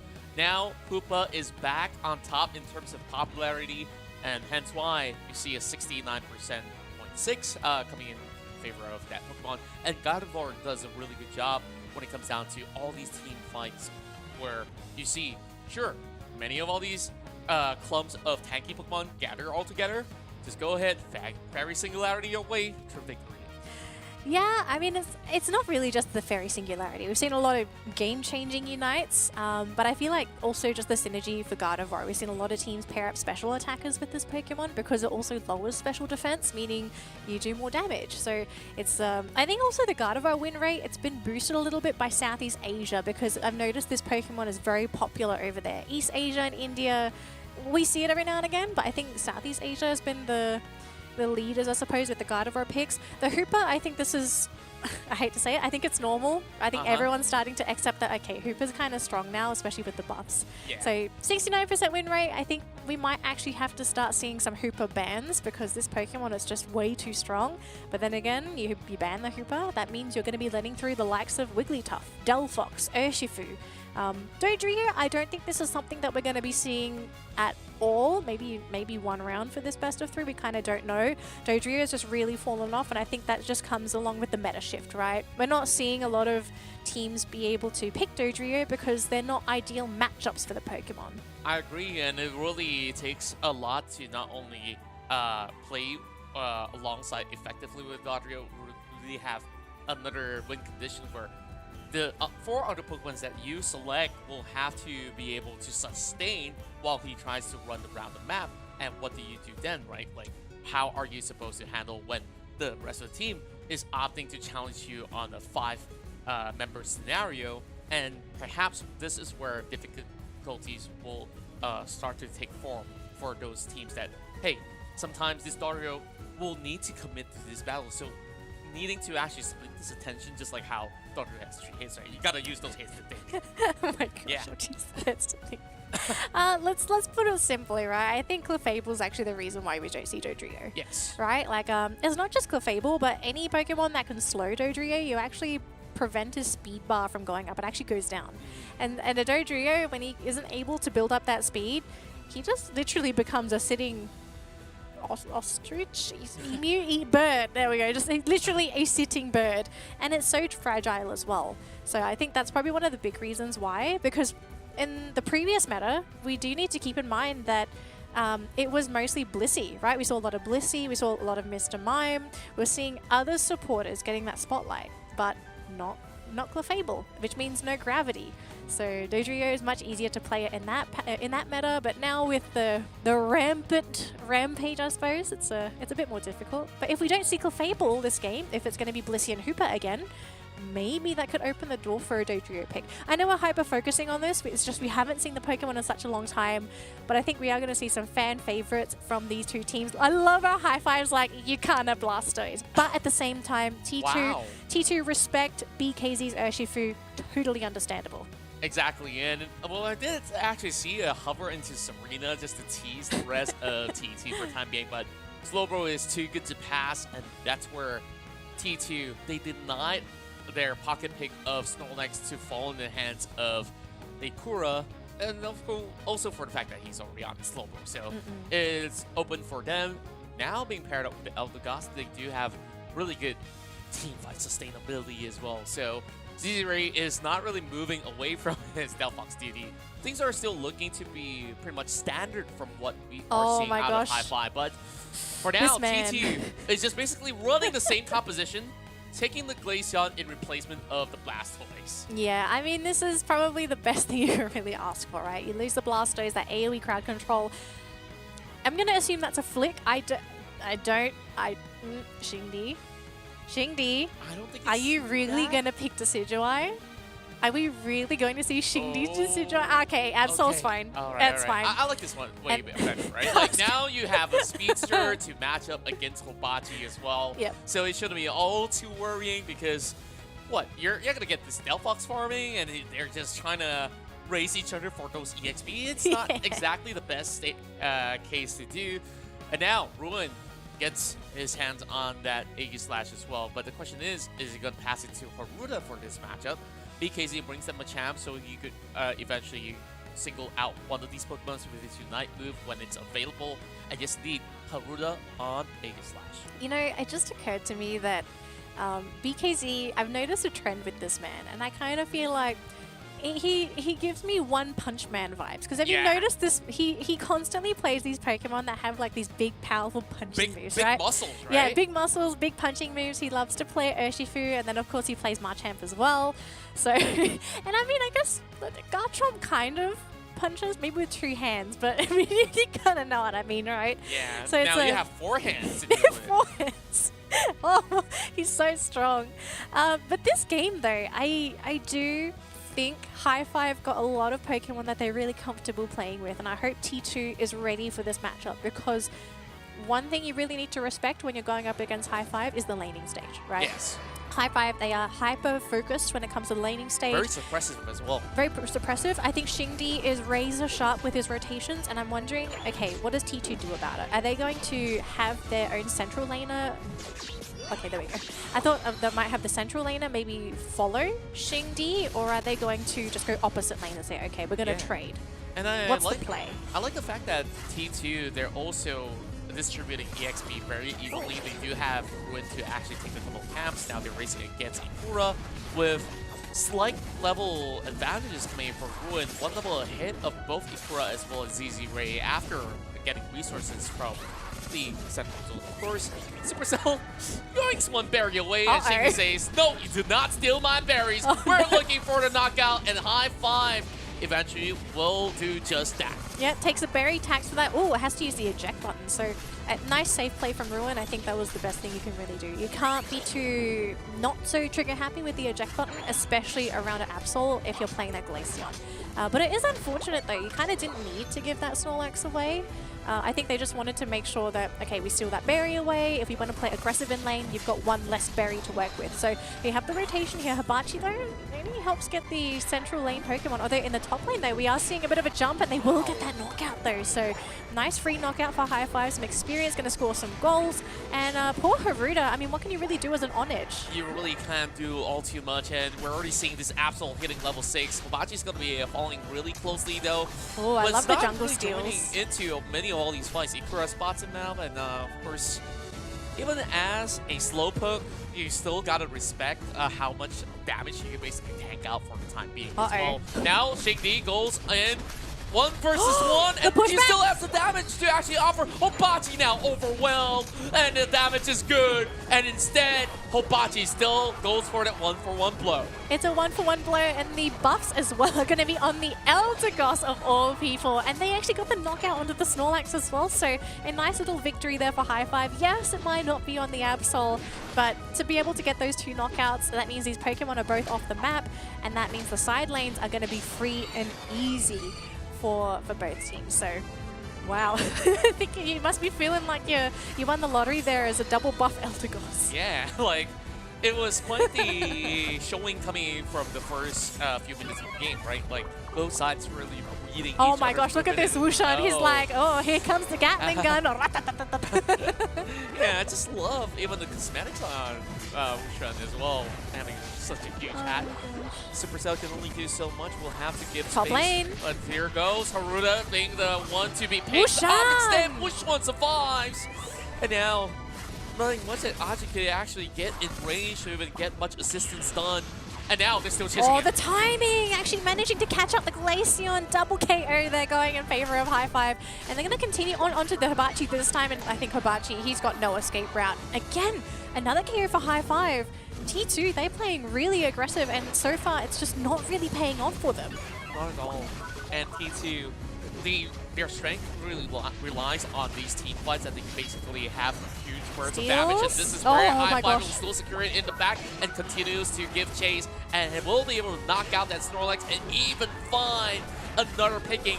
So this is going to be difficult for them to get this A-Slash to be fully evolved. And they still bring the pain. Look at the overwhelming numbers. But here comes Hibachi. Oh! He actually got a double KO, and the Scyther might be able to just bring this back in. He gets a double KO. He is healing up with his team. Z-Ray going to take that final Citrus Berry, and they're now going to battle onto High5's goal zone. They will get the double score in, but it's not enough to break it.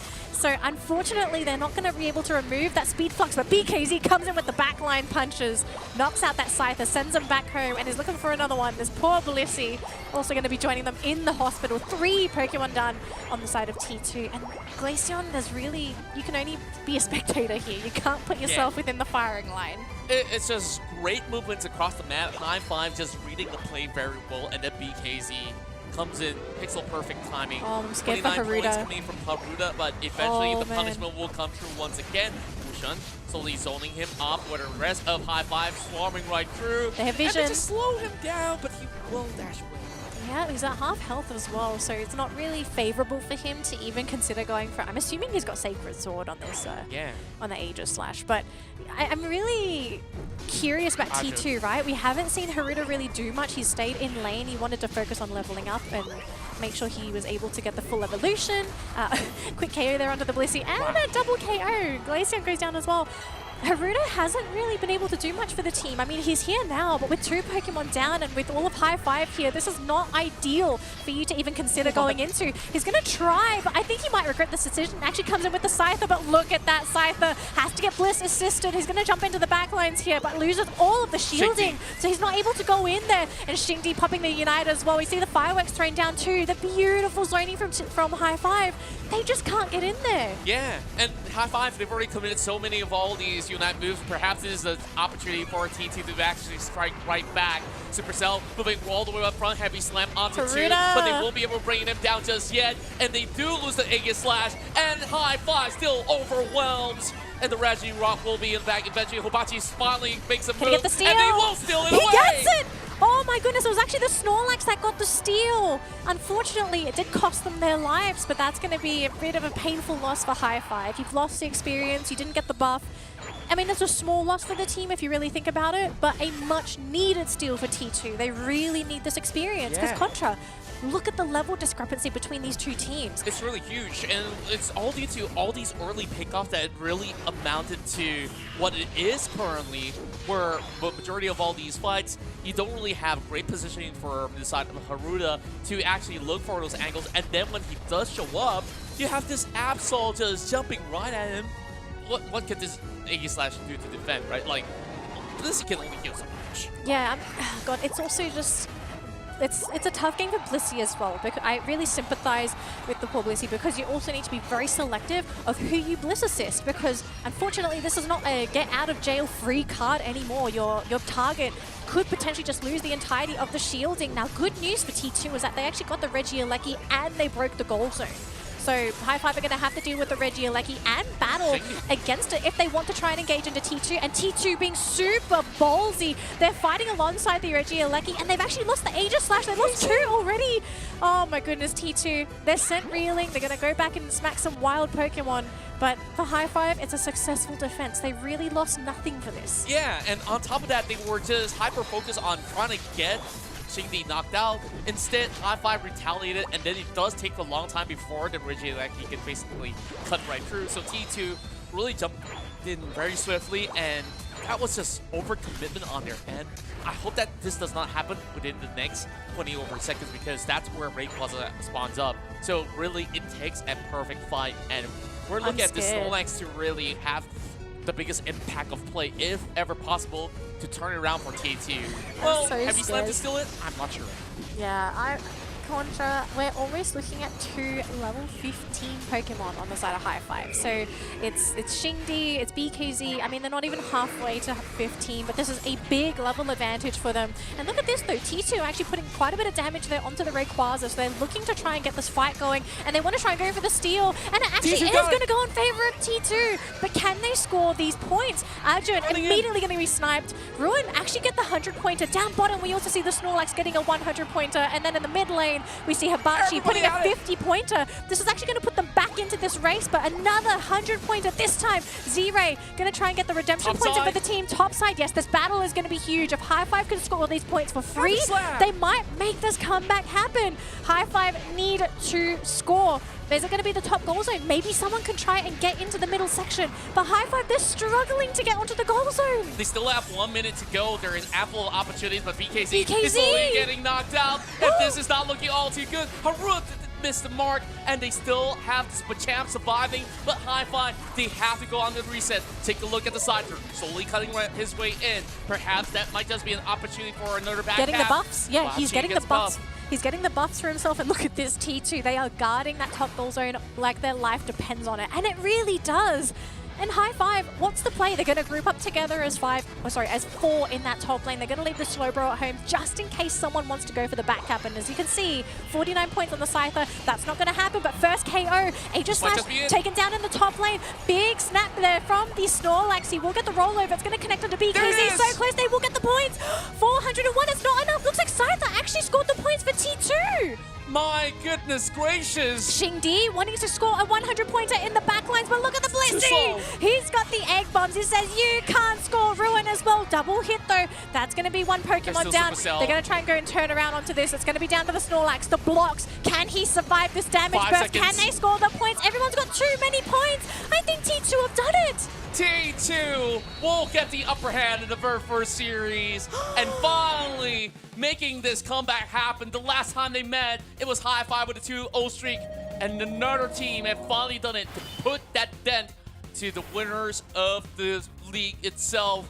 And now, one more game away, T2 might just be our champions of East Asia. What happened with Hibachi? Because we saw Ikura defending the central goal zone on the side of High Five. Hibachi was there. I saw him held 49 points. Did Hibachi get the KO on Ikura? Is that how he managed to score his points in? I think that might just actually be the case where we're so focused on what's really going on over the top side of the goal zone, and then you have this brick wall Snorlax that have stopped everybody, and we did not really suspect that Hibachi could have actually done it. Like, how strong is Hibachi? Look at that. 61k offered, and I think, like, Ikura didn't really have much utilities to stop him, especially if maybe he didn't have the Unite up available. I don't know if I'm tripping. I think we're going to have to wait for these highlights because I really, really, really want to see what happened on the other side of the map. I mean, we could have also looked at some of the points that High Five were able to dunk in, right? Like, both teams were constantly just rushing to score these points as much as they could. We'll slowly get there at the 7-minute mark here, but we did see High Five put a considerable dent into T2's early game, right? They had a massive level advantage. They were able to constantly get these objectives back to back to back. Their team fight was fantastic. Yeah. So to see them lose the Rayquaza, I mean, firstly, I think that was probably the first mistake, and they're probably looking at it thinking like, wow, we did not expect T2 to just burn Rayquaza so quickly. They just basically burst it within less than 5 seconds. Like, It was High Five pretty was just fast. making their way in, Oh my and in the blink of an eye, it was already gone. Where High Five, they have already won majority of all these team fights, and time again, T2, they tried their level best to actually catch Xingdi, the main priority target, but after that, layers and layers of defense coming in, especially with the Elder Gods really playing such a huge role. And then look at this, just count to 5. 5, 4, 3, 2. Okay, maybe Your countdown is just too fast, but it was the steal, right? It was the it's actually Blissey. How did I see Snorlax? It was a Blissey steal onto that Rayquaza. That is, firstly, it's not common to get the Blissey steals, but that's huge. That steal is what turned the game around for T2. They really needed to get it. So Ikura left. Did he leave? Okay, I still see him there. Yeah, look at the base. No, yes, I see the scoring there. So Hibachi just scored it for free. Ikura left for a fraction of a second. I guess it was the score shield. Yeah, it on should be this the on the score shield side, if that's yeah. the case. Not the item, the Rayquaza buff, because Yeah. I don't think he took any damage before that. So, oh my goodness, that's huge. Really unfortunate as well, right? Like, that could have actually been that perfect window because High Five did actually score a few more pointers in until the very 10 seconds Yeah. where they couldn't really do too much against this Snorlax. But T2, we saw Ajun actually getting picked off multiple times in the course of the battle, and I'm really glad to see that, you know, with Lissy coming with literally a saving grace to Saving grace. save the rest of T2 from this really dire situation. So great job overall. It's a clutch that has been able to bring T2 back to live. Who knows? It might just be a 3-game series, but T2, if they can basically emulate a better performance heading into the early game, perhaps that might just be better for them to stabilize themselves, to put up an even fight against the rest of High Five. Yeah, I think we're going to take a look at the Rayquaza fight very quickly. We're going to see the Blissey get the steal. I presume this was a egg bomb. Okay. Was that Bliss assist? It's so hard to actually determine. Just Was look that at a how. Bliss assist steal? I think it might just be it. Wait, hey, it's so hard to see. There's so many animations. I think it may have been a Bliss assist steal. Wow. Or maybe it was just an egg bomb. We can't see. There's just so many. There's too many abilities being utilized at the very same time. But Oh gosh. in essence, like, Yeah. This Blissey, most Blissies don't really have super high damage output at the same time, where you just didn't really fully expect it. No one respects Blissey around the Rayquaza pit. Hey, Blissey players, you know what I'm talking about. Everyone sees Blissey around the Ray, they're just like, oh, it's just a Blissey. They'll never get the steal. Wink, wink. Yeah, we just absolutely love it when we see perhaps the best plays possible heading into the grand finals, and there's even more to come because there's still two potential games to be played out. And then we take a look at High Five. Honestly, their early game all the way to mid game, they look incredible. I don't think they made much of a mistake. The only thing was really about how they coordinated this Rayquaza battle on the final stretch. Okay, so I think in the late game, it really came down to High Five not thinking T2 was just going to burn Rayquaza. It really felt like that because they were scrambling to get on top of Rayquaza as well, right? They weren't really positioned in the best way to deal with T2 because I think T2, great decision to actually stay towards the northern side of Rayquaza so that you had the wall in the Rayquaza pit to sort of protect your team, which meant that High Five, if they were going to get on top of them, you either had to run around or you would have to go through the Rayquaza, which is where all the damage is being done. So it's it was a really, really great positional play, I feel, for T2 to put themselves that way because I mean, most people know at this point, everyone is normally going to fight around the front area of Rayquaza, where the bushes are, where the bottom lane is. You don't really see that many fights occurring in that top lane, so it's kind of safe, actually, if you want to try and just go for a quick burst. They have the right Pokemon to do it as well, so I think T2, great decision to just burn Rayquaza because High Five were left reeling. And that superior positioning really rendered this scenario where High Five was put in that pressure cooker timer where... Pressure cooker, oh yeah, like... They're just basically dishing whatever damage they had, and also they were coming in after securing that Regis right down bottom, right? So they have such a little window to even prioritize their positioning. So I think like what you said was absolutely true. It really boils down to that one particular window of opportunity which T2 actually took it.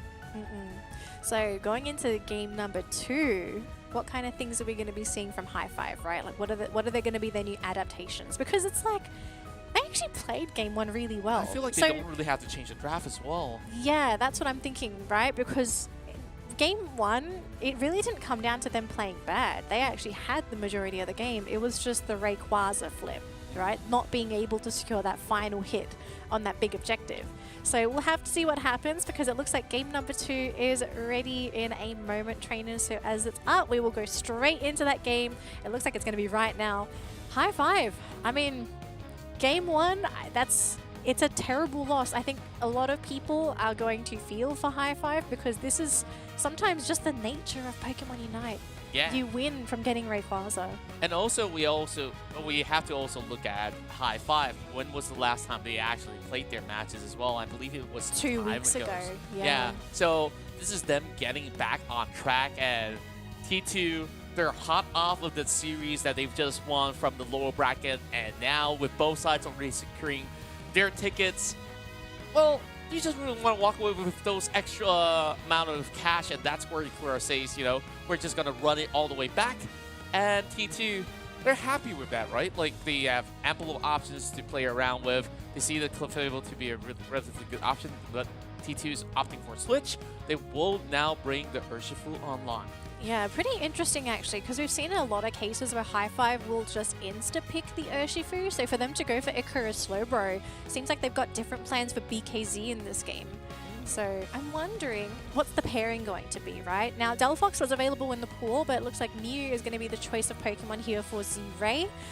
We have seen him play this Pokemon numerous times, and it has been very successful. And it looks like they're going to snipe another Pokemon here for T2. They're going to take away BKZ's Machamp, which means what does BKZ play? And the one thing that we do know he plays is Garchomp, and it looks like that might be the choice of Pokemon here. Okay, are you really going to play Gengar? All right, no, okay. I think you have to play safe. You can't go for these crazy picks when you're a game down. True enough. And then now with the Mew on board, perhaps this will actually give them a little bit more of that long-range trait advantage as well. But high mobility targets coming all across the charts coming in from T2, where you have Urshifu, and then you will eventually need to seek out the positioning of this Delphox. Not exactly the easiest of composition to actually go up against. I love the ideas coming out of T2, but High5, so long as they can commit into these 5v5 battles and find those opening picks really quickly, we'll believe that they should be able to find the advantage in terms of the damage output that they can bring to the table. And this is going to be a pretty tough game for Arjun as well, right? Like this game, I think we are going to be looking at that Gravity Clefable. He is the, I guess it's the emergency line for Ruin, because that is going to be the main move to protect that Delphox. You don't want to have BKZ and Xingdi get on top of your backline Delphox. I mean, they've got pretty good front lines as well, right? You've got Hibachi on the Urshifu and also Haruda on that Machamp. You've got great frontline DPS, but a lot of the damage, I feel, is going to come from Ruin. So I think this Clefable's job is going to be insurmountable, right? A lot of pressure on his shoulders to make sure Delphox is safe. Exactly so. And if you even catch a Mew early on, like, you would actually send High5 in a really huge predicament as well. Actually, if you somehow get on top of the Mew as well with the gravity. Yeah. Bye-bye Mew. That's a squishy Pokemon. Very, very squishy. This Urshifu is like, hey, I'm just gonna hop right in. Gonna look for the target, but ZZ Ray says, nope, it's not as easy as it seems, as he's proving to have, you know, few ancient powers coming out, really hold Supercell back, but he's just gonna continue by the rush. Says, do not disturb. I got the stop sign here by the stop sign. Oh goodness. I'm wondering what kind of Urshifu, and is that water Urshifu? Interesting. So yes, this is going to be a very interesting game. So one thing I'm a little bit worried about here for High5 is that they're dealing with the water Urshifu, which means it looks like it's going to maybe have to be the Surf Slowbro, because they don't have the best lockdown when it comes to dealing with the water Urshifu. So Ikora going to be in the front line, throws his water gun, not going to do too much damage, but thankfully for him, he's a pretty big boy, can soak up quite a bit of the damage, and they will get the majority of those central lane Pokemon. And look at this though, big dive from Hibachi, Waterband doing a lot of damage, and the Slowbro didn't even get a chance to cast a move, but it's going to be 1-for-1 though. Yeah. Defender for defender. And I just love how Hibachi is so confident on executing these damage numbers. Just goes to show how he understands Urshifu throughout, and then BKZ, he's just going to have a little bit of a difficult time to deal with the champ, while Hibachi secures another KO. So currently just running rapid around the map, still level 6. Means that you still have this Garchomp that will still be able to back up to speed later on.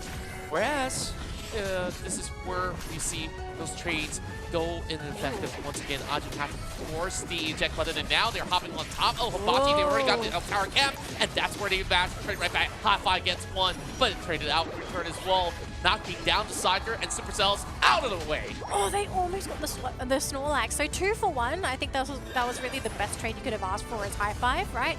You got both the Clefable and the Urshifu, which means they're off the field, they're not getting experience. Great stuff for High5. I think this is really the best, what's this word I'm looking for? Compensation, I suppose, considering they had a not so great lane. But they're going to get some more KOs here. They actually managed to get the Machamp as well in the Garchomp lane, which is every KO in this lane is influential because you are speeding up the evolutionary process of that Garchomp. So he's going to be, we're going to be seeing some BKZ real soon here. Yeah, just needed one more level to be able to stomp out his targets later on.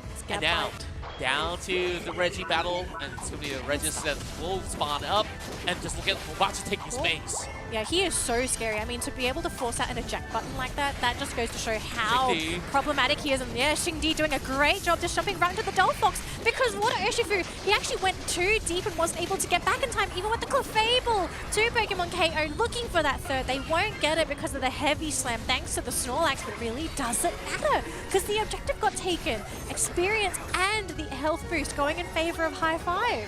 Wow, just look at all these impeccable moves coming in from High5. They are the masters of all these team fights, where High5 is just really not leaving any space. Whenever you see T2 having Hibachi jump in, they just basically loop it around it. And then after that, they position in such a way that they could just funnel any form of damage back towards this Urshifu. And it really is so difficult, so T2 really got to think twice when they go in for infinite fire. Yeah, I mean, it's also just very difficult for Ajun as well, because after everyone's already jumped onto Ruin, they're sort of latched onto him, right? What can you really do as that Clefable? Delphox, such a squishy Pokemon, especially with the kind of Pokemon from High Five that are trying to jump onto Delphox. You've got a Scythe you have to worry about. Garchomp is obviously going to be zeroing in on the Delphox as well. So Ruin needs to be so careful about his positioning. Oh, big Solar Beam. Also the Scald, I believe, connected onto the Delphox. That's the reason why. And oh gosh. Hibachi, you are Water Urshifu. You do have shielding, but you still need to be careful, man. 40 pointers over top side, and 14 more to go for BKZ. Ooh, Ikura's just gonna look for his target, but he will be able to at least ankle damage. That's a slow bro. Create a little bit more room for the rest of High Five. Speaking of room though, look at the top side for Ruda. Almost getting picked off. We saw Shingdi was actually eyeing on the target.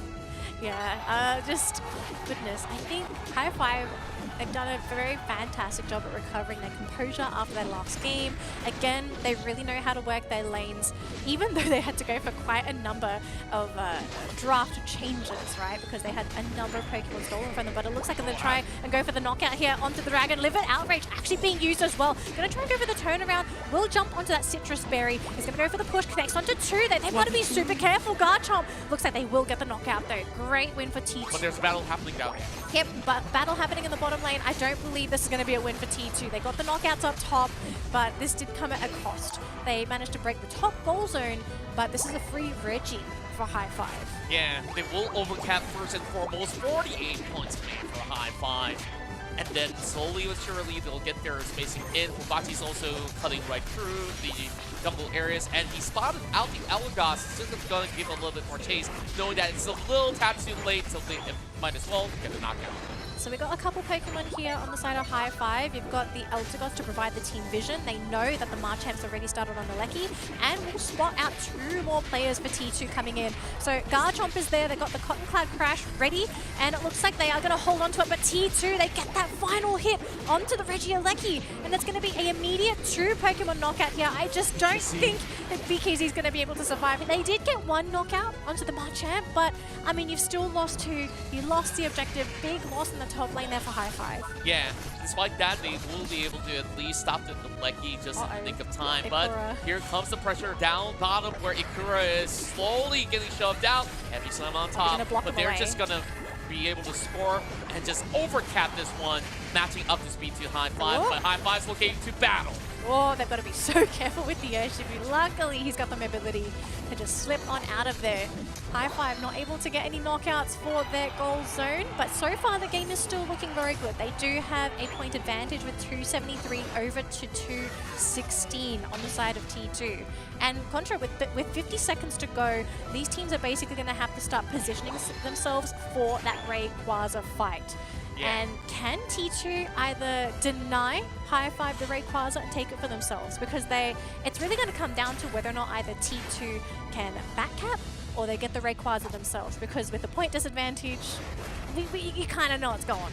And at the same time, you saw what happened in first game. T2 melted so quickly, right? And now the timer on the Reggie is going to be exactly the same. I don't think that T2 will actually prioritize the Reggie at all. No, I don't think so. And now Hibachi is also cutting into this middle position, and he's in between every member of High Five. He might just actually single out, so we actually have to dance around him. Will be shoved away. So T2 to get themselves that form of reset. But at the same time, BKZ is also holding onto this area. Not gonna scout the bush. Scouted him!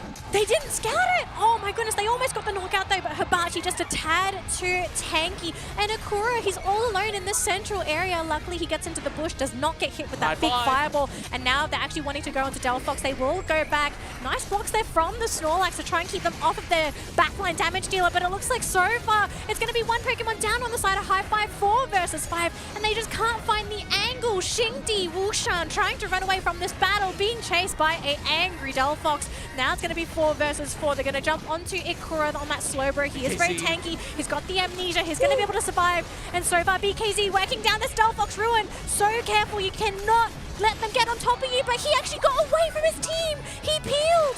4 Pokemon down on T2, can they get the steal with this Snorlax? And the Snorlax have already been sniffed out. Supercell has got no chance to even cut right in. Rayquaza belongs to High Five. And this is where the turnaround happens. High Five looking to equalize, and they immediately comes in with the score shield still available. Shingdi almost actually getting that 100-pointer in the cap. And it looks like they will get this point scored with the Elder Goss, going to be chased by that Marchand. But I think High Five, they did a much better job around the Rayquaza pit. I think one of the biggest things going into this late game was the fact that they almost caught out the Urshifu, right? Yeah. Being able to cripple him before the battle even begins. He has to go back, he has to heal, which means the rest of he couldn't join the rest of his team until much later on. Yes, they almost lost the Slowbro in the process for High Five, but it's Slowbro. There's a Pokemon that you want to draw out these battles and to pull in all this attention. It's got to be the big pink man. Yeah, the big pink man, like you said. So now it's really down to the final hurdle where T2, they're too far away from the zone. They will pick off Wushen, but the game still belongs to High Five with a final dunk coming in from ZZ Ray. So High Five will make the scores even, and only one more point to go for either side of the teams to be the champions of East Asia. Man, this series is really coming down to the wire. We had T2 swipe away that game one from High Five, and then going into this game number 2, High Five being extremely calculative going into that late game, almost catching out Hibachi, but ultimately really ruining the chances for T2 to have that full-on 5v5. Contra, I want to hear your thoughts, because in my mind, if T2 and High Five just full-on clash this 5, do you actually think T2 would have been able to win it? Because I think they would have if Hibachi was able to go in at full health. Yeah, it could have actually been the case, especially when you saw how long Ruin lasted in those battles, right? There were times where even Ruin was left all alone. He was just dancing around the entire members of High Five. But the problem is, they don't really have other resources coming in. You've already lost Hibachi early on, and then you have Harula also being zoned away, where BKZ eventually comes in a little tad later and just starts stomping on everybody else. So I gotta say, High Five just looking a lot better when it came down to the execution around that Rayquaza pit. Absolutely. We've got highlights from that previous matchup as well. And I mean, both teams actually put up a really good fight, right? We didn't see T2 being demolished, I guess, compared to that last game. I think last game was a really great example of High Five just playing generic High Five, you know, crushing their opponents from that laning stage onwards until Rayquaza. But this game, I think T2, they put up a really valiant effort up against High Five. It was just that late game decision making, their positioning, and of course just not anticipating where High Five was going to be. They didn't have the vision. Yeah. I think vision in Unite, it's really so a important. big part of the game where you really have to get any form of information to actually have a level advantage against your opponents. And we saw brilliance of effort coming in from T2. A couple of all these massive pigs have actually given them enough of that spacing, but I think it really boils down to this huge wraparound as well coming in from High Five, where Shingdi has gotten the huge Kong Crash to supplement his form of damage numbers. Despite Ruin being chased down, look at how long he lasted.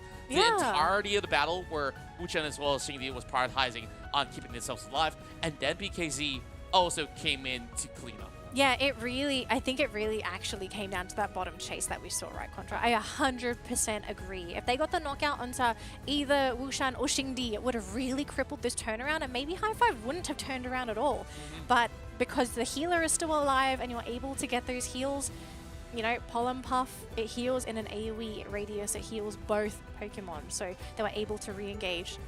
I think also just when they were chasing as well, I think T2 weren't anticipating the turnaround as well, right? Because you saw the way that they were positioned. They were in such a way where they wanted to maximize the chase, but they weren't ready to turn around and start backing themselves because they were thinking like, oh, it's High Five running away. It's like, wait a minute, then they got caught out.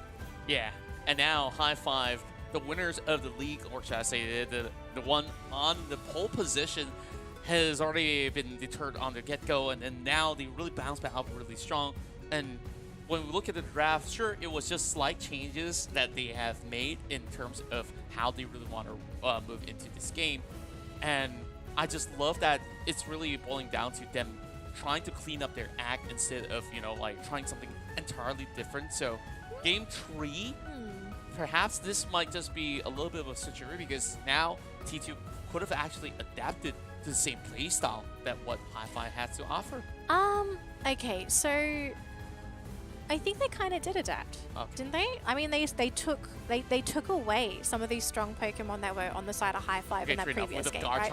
Yeah, so they eliminated like some of the big factors, the big boys, I suppose, that Hi-Fi like to play. So they kind of did. Yeah. And they did play the game reasonably well. I think they did a pretty good job in that regard. Yeah. I think it really just came down to those last 2-minute decisions.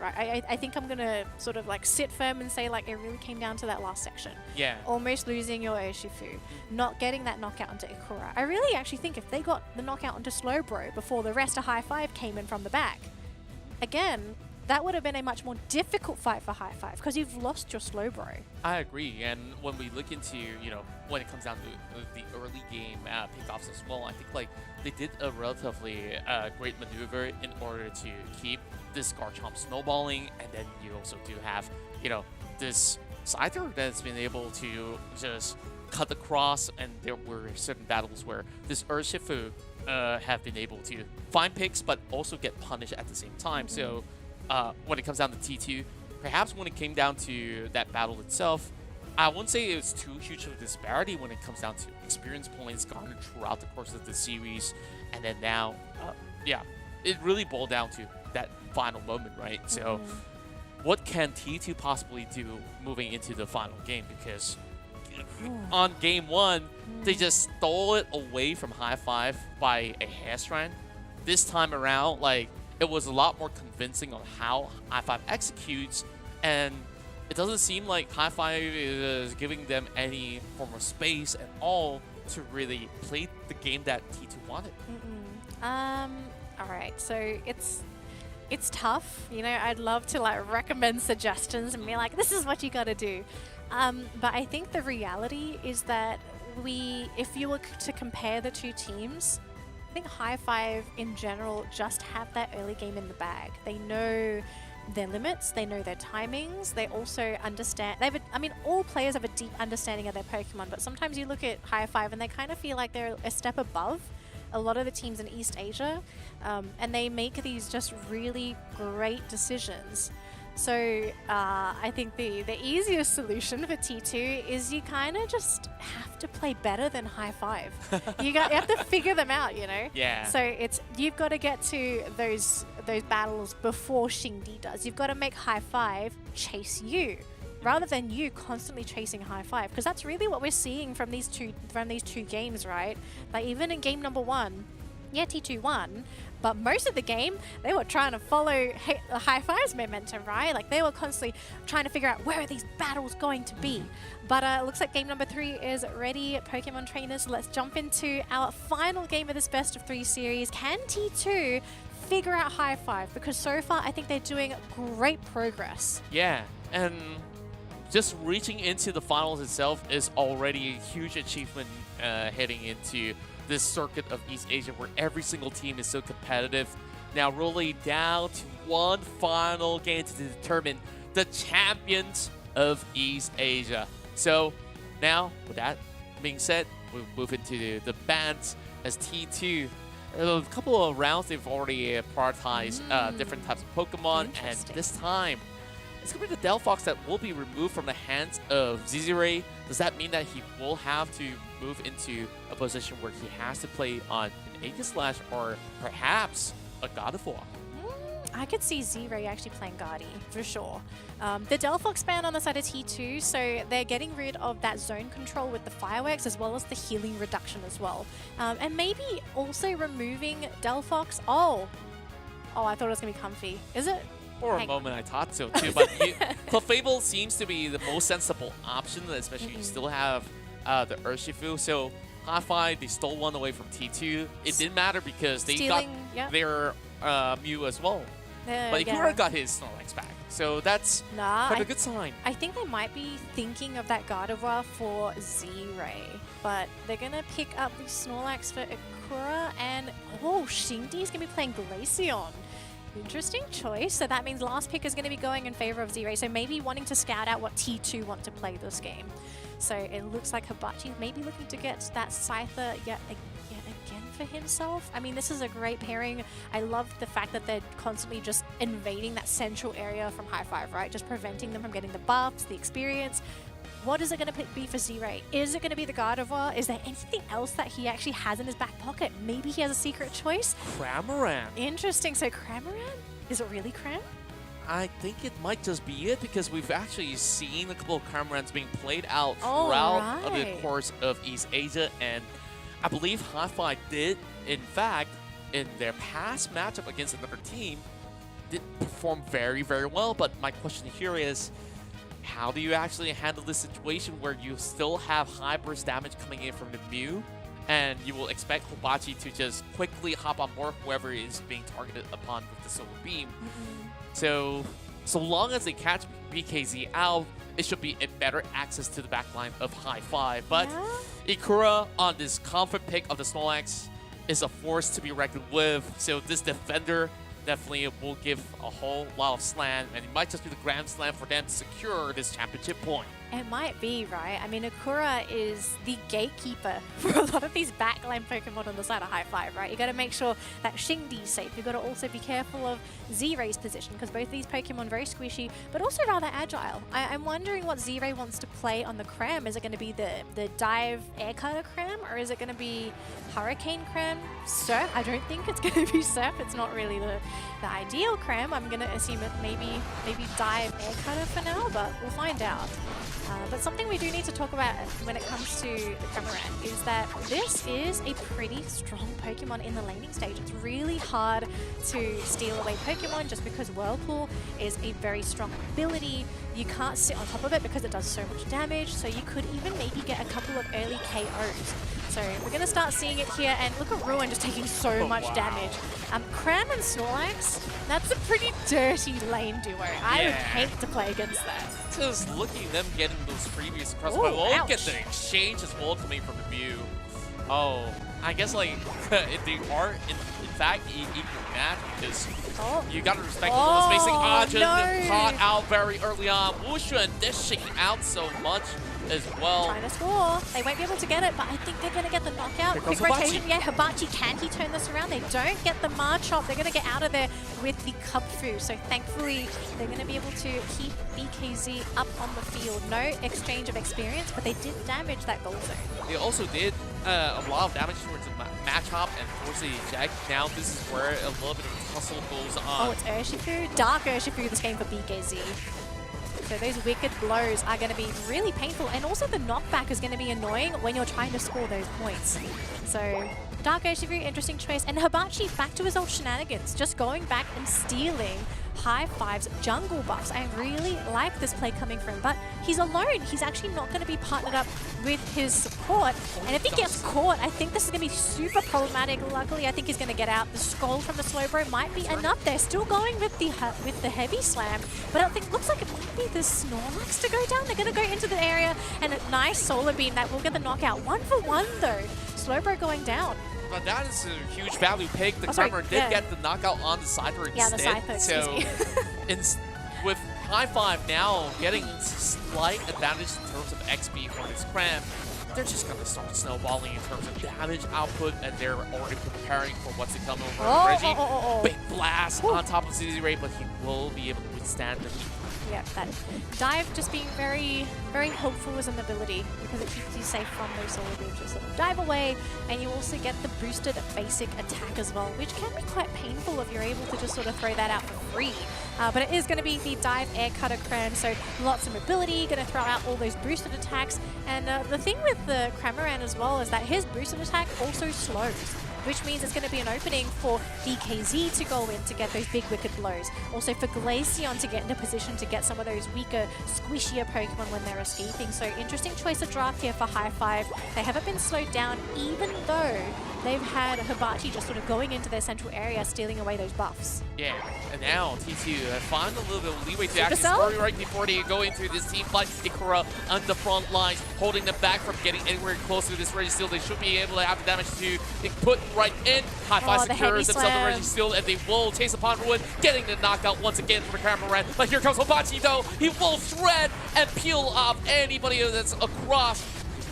Just holds him back. Ajin now steps forward, and that's where, because he hopes to punish them, Hibachi did not get any value with that late rotation. Yeah, he just didn't get anyone low enough to confidently take them down. Essentially, he just used his Unite to zone them away from his goal zone, but really, now that you don't have that Unite, I mean, you can continue pushing in that bottom lane if you really wanted to. Oh my god, Glaceon Unite actually wanted to get the knockout there onto Hibachi. They're so close to getting it, but they don't have the vision. They will get the pick off. They almost get the Marchamp as well. Icy winds coming from downtown. It's just, again, just not enough damage, but I mean, you've done your job as Xingdi. You've zoned them away. You've got those free scores. You've done the damage.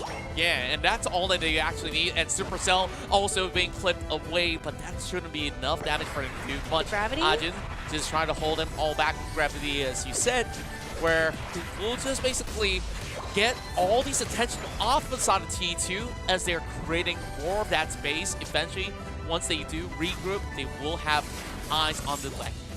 Yes, absolutely. I don't think Aleki is going to be a major objective for both teams because they're trying to maximize their experience.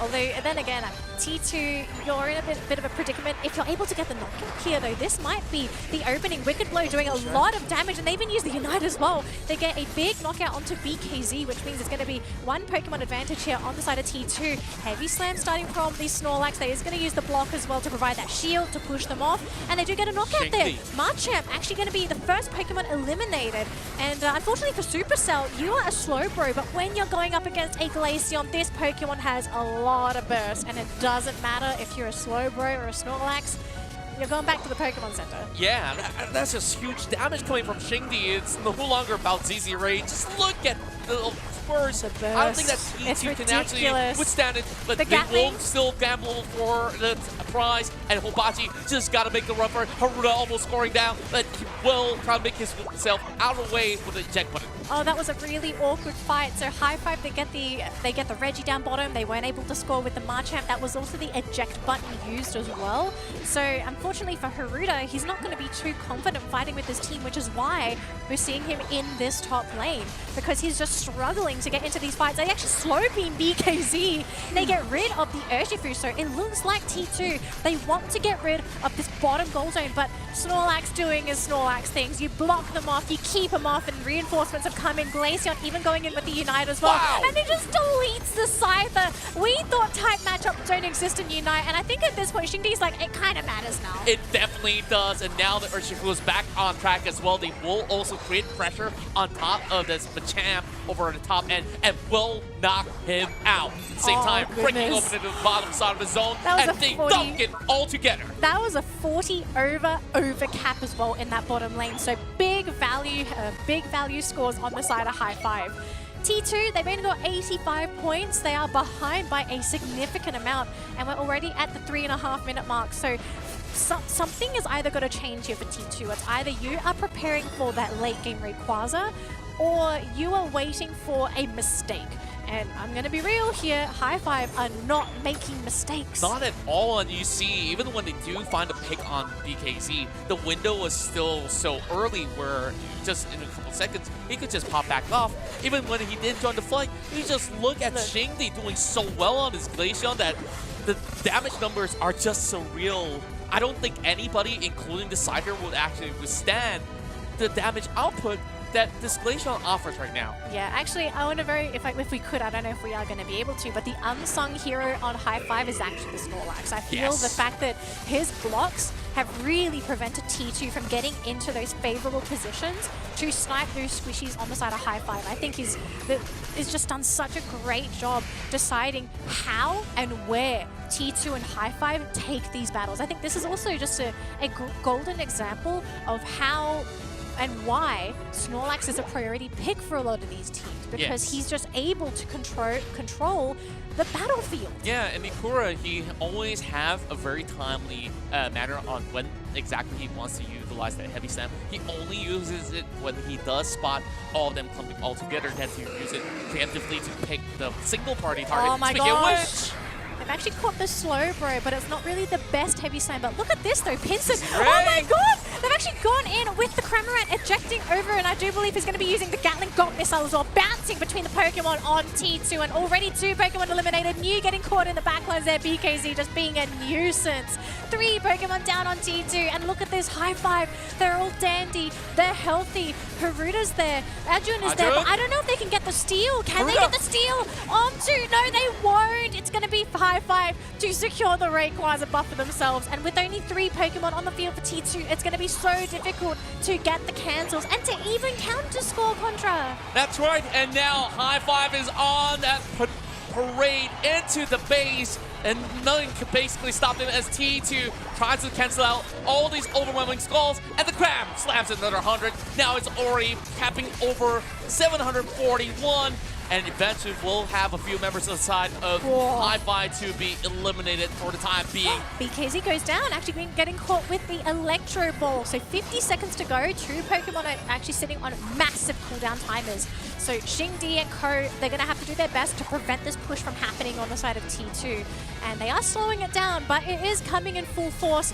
It's still going to be tough, Contra. You are going to have to somehow score 700 points. That is more than 50 on every player on T2. And they don't really have the numbers advantage as well. Ikura is just being a brick wall, and they will eventually deny the rest of T2. They're slamming them through, and Xingdi is just dancing upon members of T2, and we'll get a 3 KO streak. Can he get all 5 is the question. Now looking for Supercell, and he's just got to run it for it, and now making it 4, and now it's only down to Ajun, and it doesn't even matter if he will get the ace or not. The time is up, and your champions are High Five of the Taiwan Open 2022 to be your grand champions of East Asia. I love how ballsy High Five were when they went into that team fight with T2 at the 2-minute mark. I'm very sure we all saw it on the screen. Z-Ray, the bravest bird we ever saw, ejected into T2 on his Cram, and he was trying to dive on top of, I think it was Ruin. It was crazy. It was amazing to watch. I mean, it was able to get out too because he has access to dive. He dived under the wall, over the wall. I mean, he dived. Okay, he dived onto the other side. So he had a way to maneuver in these fights, but I kind of feel like the fact that Z-Ray did that, it really messed with T2 because all of a sudden they were like, wait a minute, why is there Cram here? They were trying to back up, and that was the opening for the rest of High Five to go in. The floodgates had opened, BKZ was diving in, Xingdi was diving in, and then Akura was coming in with the heavy slams. It was just chaos, and I think that chaos was what High Five needed to break through T2's wall. The hindsight is just perfect, right? Like the way that they have the presence of mind to know that they are, once again, playing around the top end of the bushes. And Hobachi, as much as he was in that position to look for the target, this target says, you know what, I'm going to go deeper into your territory, and there's nothing you can do. And by the time you try to look for this Cramorant, you're being put into this open space where High Five absolutely capitalized. Yeah, I mean, it's kind of crazy if you're really focused on that fight as well, because not only, I'm going to talk about Z-Ray here, because I think like his positioning in that fight was so crazy. He ejected into the middle of the fight, and then somehow, regardless of what happened, when he got out of the fight, he was still able to pop the Gatling Gulp behind his team. So like this man's positioning on the Cram is insane, and there was just no way T2 were going to be able to get in there and actually shut down this crazy bird. Yeah, and you still have Xingdi to deal with every single time he moves into a team fight. Just look at the amount of damage. He just shreds everybody out there and just melt their health bars like butter. And you just look at T2. What kind of front line do you actually have left by the time that you try to deal with this situation? Yeah, so look at this craziness. I mean, he was right on top of Ruin, forcing out the Unite, right? And then he repositioned at the back of the team. And then his Gatling Gulp, and he pops the Gatling Gulp, and then of course as T2, you're like, we don't want to be in the Gatling Gulp, we want to run away. But they're in the middle of High Five. So you're gonna lose Pokemon whilst trying to get out of the Gatling Gulp. It was crazy. I really think just that fight alone was really what won it for High Five. Yeah. And it's the element of surprise that really overwhelmed the members of T2, right? Like, for me, I just love how High Five have been able to create a pentagon where just having everybody in that perfect position. And then Hobachi, you saw immediately dive onto the cram, and by then it didn't matter because Shingdi was so ready. He's like, don't worry, a little birdie, I got your back. I'm just gonna free this pesky little, well, whatever you want to call it. A praying mantis to cut right through. Nah, not gonna be taking any of your feathers. Man, I just cannot believe we had such an amazing game for our final series, our final game for East Asia. And yes, you heard me right, folks. That was the final game that we're going to be seeing for East Asia. They are essentially done. We've got our 2 teams that are going to be flying to Malaysia for the grand final weekend. That they're also representing East Asia. I mean, they've got to be waving their flags high. Yeah, and I'm just glad that we're seeing the 2 very best teams to be able to represent East Asia on board. So let's also take a look at the final team fight before, of course, we celebrate the victory of High Five in particular. So going back to that Ray Quaza fight, started off with ZZ Ray with the eject button, and then he cuts back into the wall. Now, look at the rest of T2, right? All this is just being held all the way into a very defensive area, and that leaves Hobachi singled out.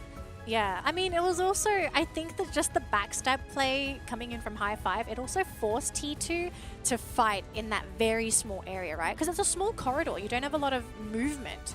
And unfortunately for T2, their lineup wants to have free movement. You want to have a lot of map to work with, but having that choke point, it really limited what they could do. So I think just having that, I don't know what to call it really. That funnel? Nudge, yeah, I guess that's what they really did, right? Like, they forced them to funnel through that small area and fight within that choke point.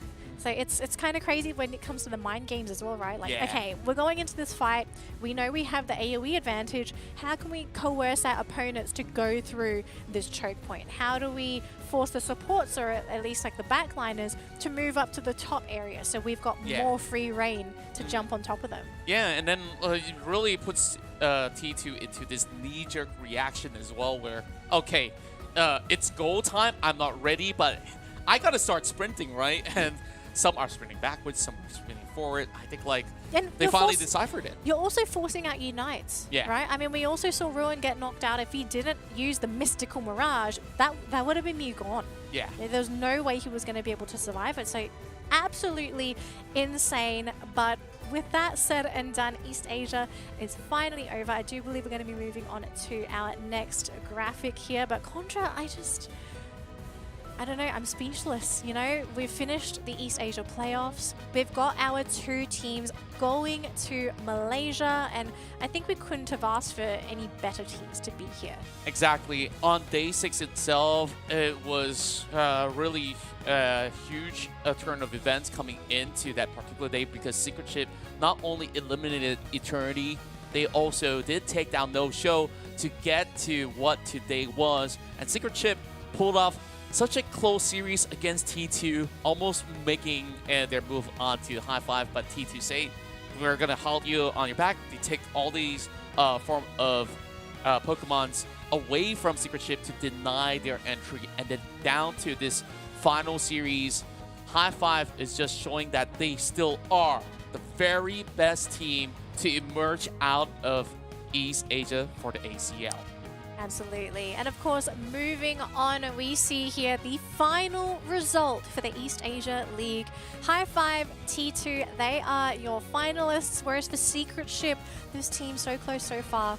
I mean, they get $1,000. I hope we see more of this team. I hope they don't disband. I want them to get better. I want to see more of this team in the future competitive season because I think they have so much potential with their unique draft, their unique play style. It's just, I'm such a fan. I want to see more of them.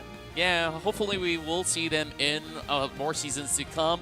And of course, thank you guys for also joining us. Also to remind all of you guys to participate in our Pokemon Unite Asia Champions League giveaway where we are having this Twitch watch campaign. All you have to do is to link your stream elements with your Twitch account and by then, you can get to collect points while you watch the Pokemon Unite Asia Champions League through East Asia as well as Southeast Asia. Yeah, best of luck to everyone that's saving up for the most expensive rewards, because we are now starting to run out of streams. If you're wondering how many more days, how many more streams do you have left to collect those points, we are going to start showing off some of the merchandise here, but you have tomorrow, which is the finals for Southeast Asia. I'm going to slowly show this Pikachu keychain because this is amazing. This is one of our most expensive rewards. Still got the folders too. Yeah, 1,500 points for this bad boy here. And of course, the finals weekend. And just to inform all of you, the finals weekends, they are going to be much longer than the regular stream. It's not going to be a 3-hour day. We're probably going to be looking at literally a all-day broadcast. So if you are wanting points, even if you are just signing up right now, I think if you tune into tomorrow's stream and the 2 final day streams, I think you'll still earn enough points to be able to take home some of the smaller goodies. And of course, the smaller goodies, you've got the folders. I think, is this 500? No, I think this one is a little bit 1,000. more. Yeah, you'll at least be able to get the folders. I mean, I love these, but they are only in a limited quantity. So if you haven't already, grab some of these now because they're running out. And of course, if you are just eager to see what really goes down later on, you can also check out every information possible through this website on your screen, 2023 Pokemon Unite-acl.com/en, where it's your Pokedex to all the team information, what kind of Pokemon they play, and perhaps with all these stats, you could also learn how to basically get better into climbing those ranks in your particular matches. Absolutely. So make sure you have that saved. It's got everything you're going to need to know. But Contra, that's going to be it for East Asia. We've got the finals for Southeast Asia tomorrow. It's going to be at roughly the same time. We just start an hour earlier, so make sure you are there for that because I think it's going to be such an explosive day. But Contra, any final words before we end the stream? Well, today has been amazing, and I'm glad that I get to cast this alongside with you, and we're looking forward to meet the champions of East Asia later in Malaysia. And tomorrow, we'll see who will be the champions of Southeast Asia. That's all that we do have for tonight. Thank you for tuning in, trainers. So, we'll see you guys tomorrow.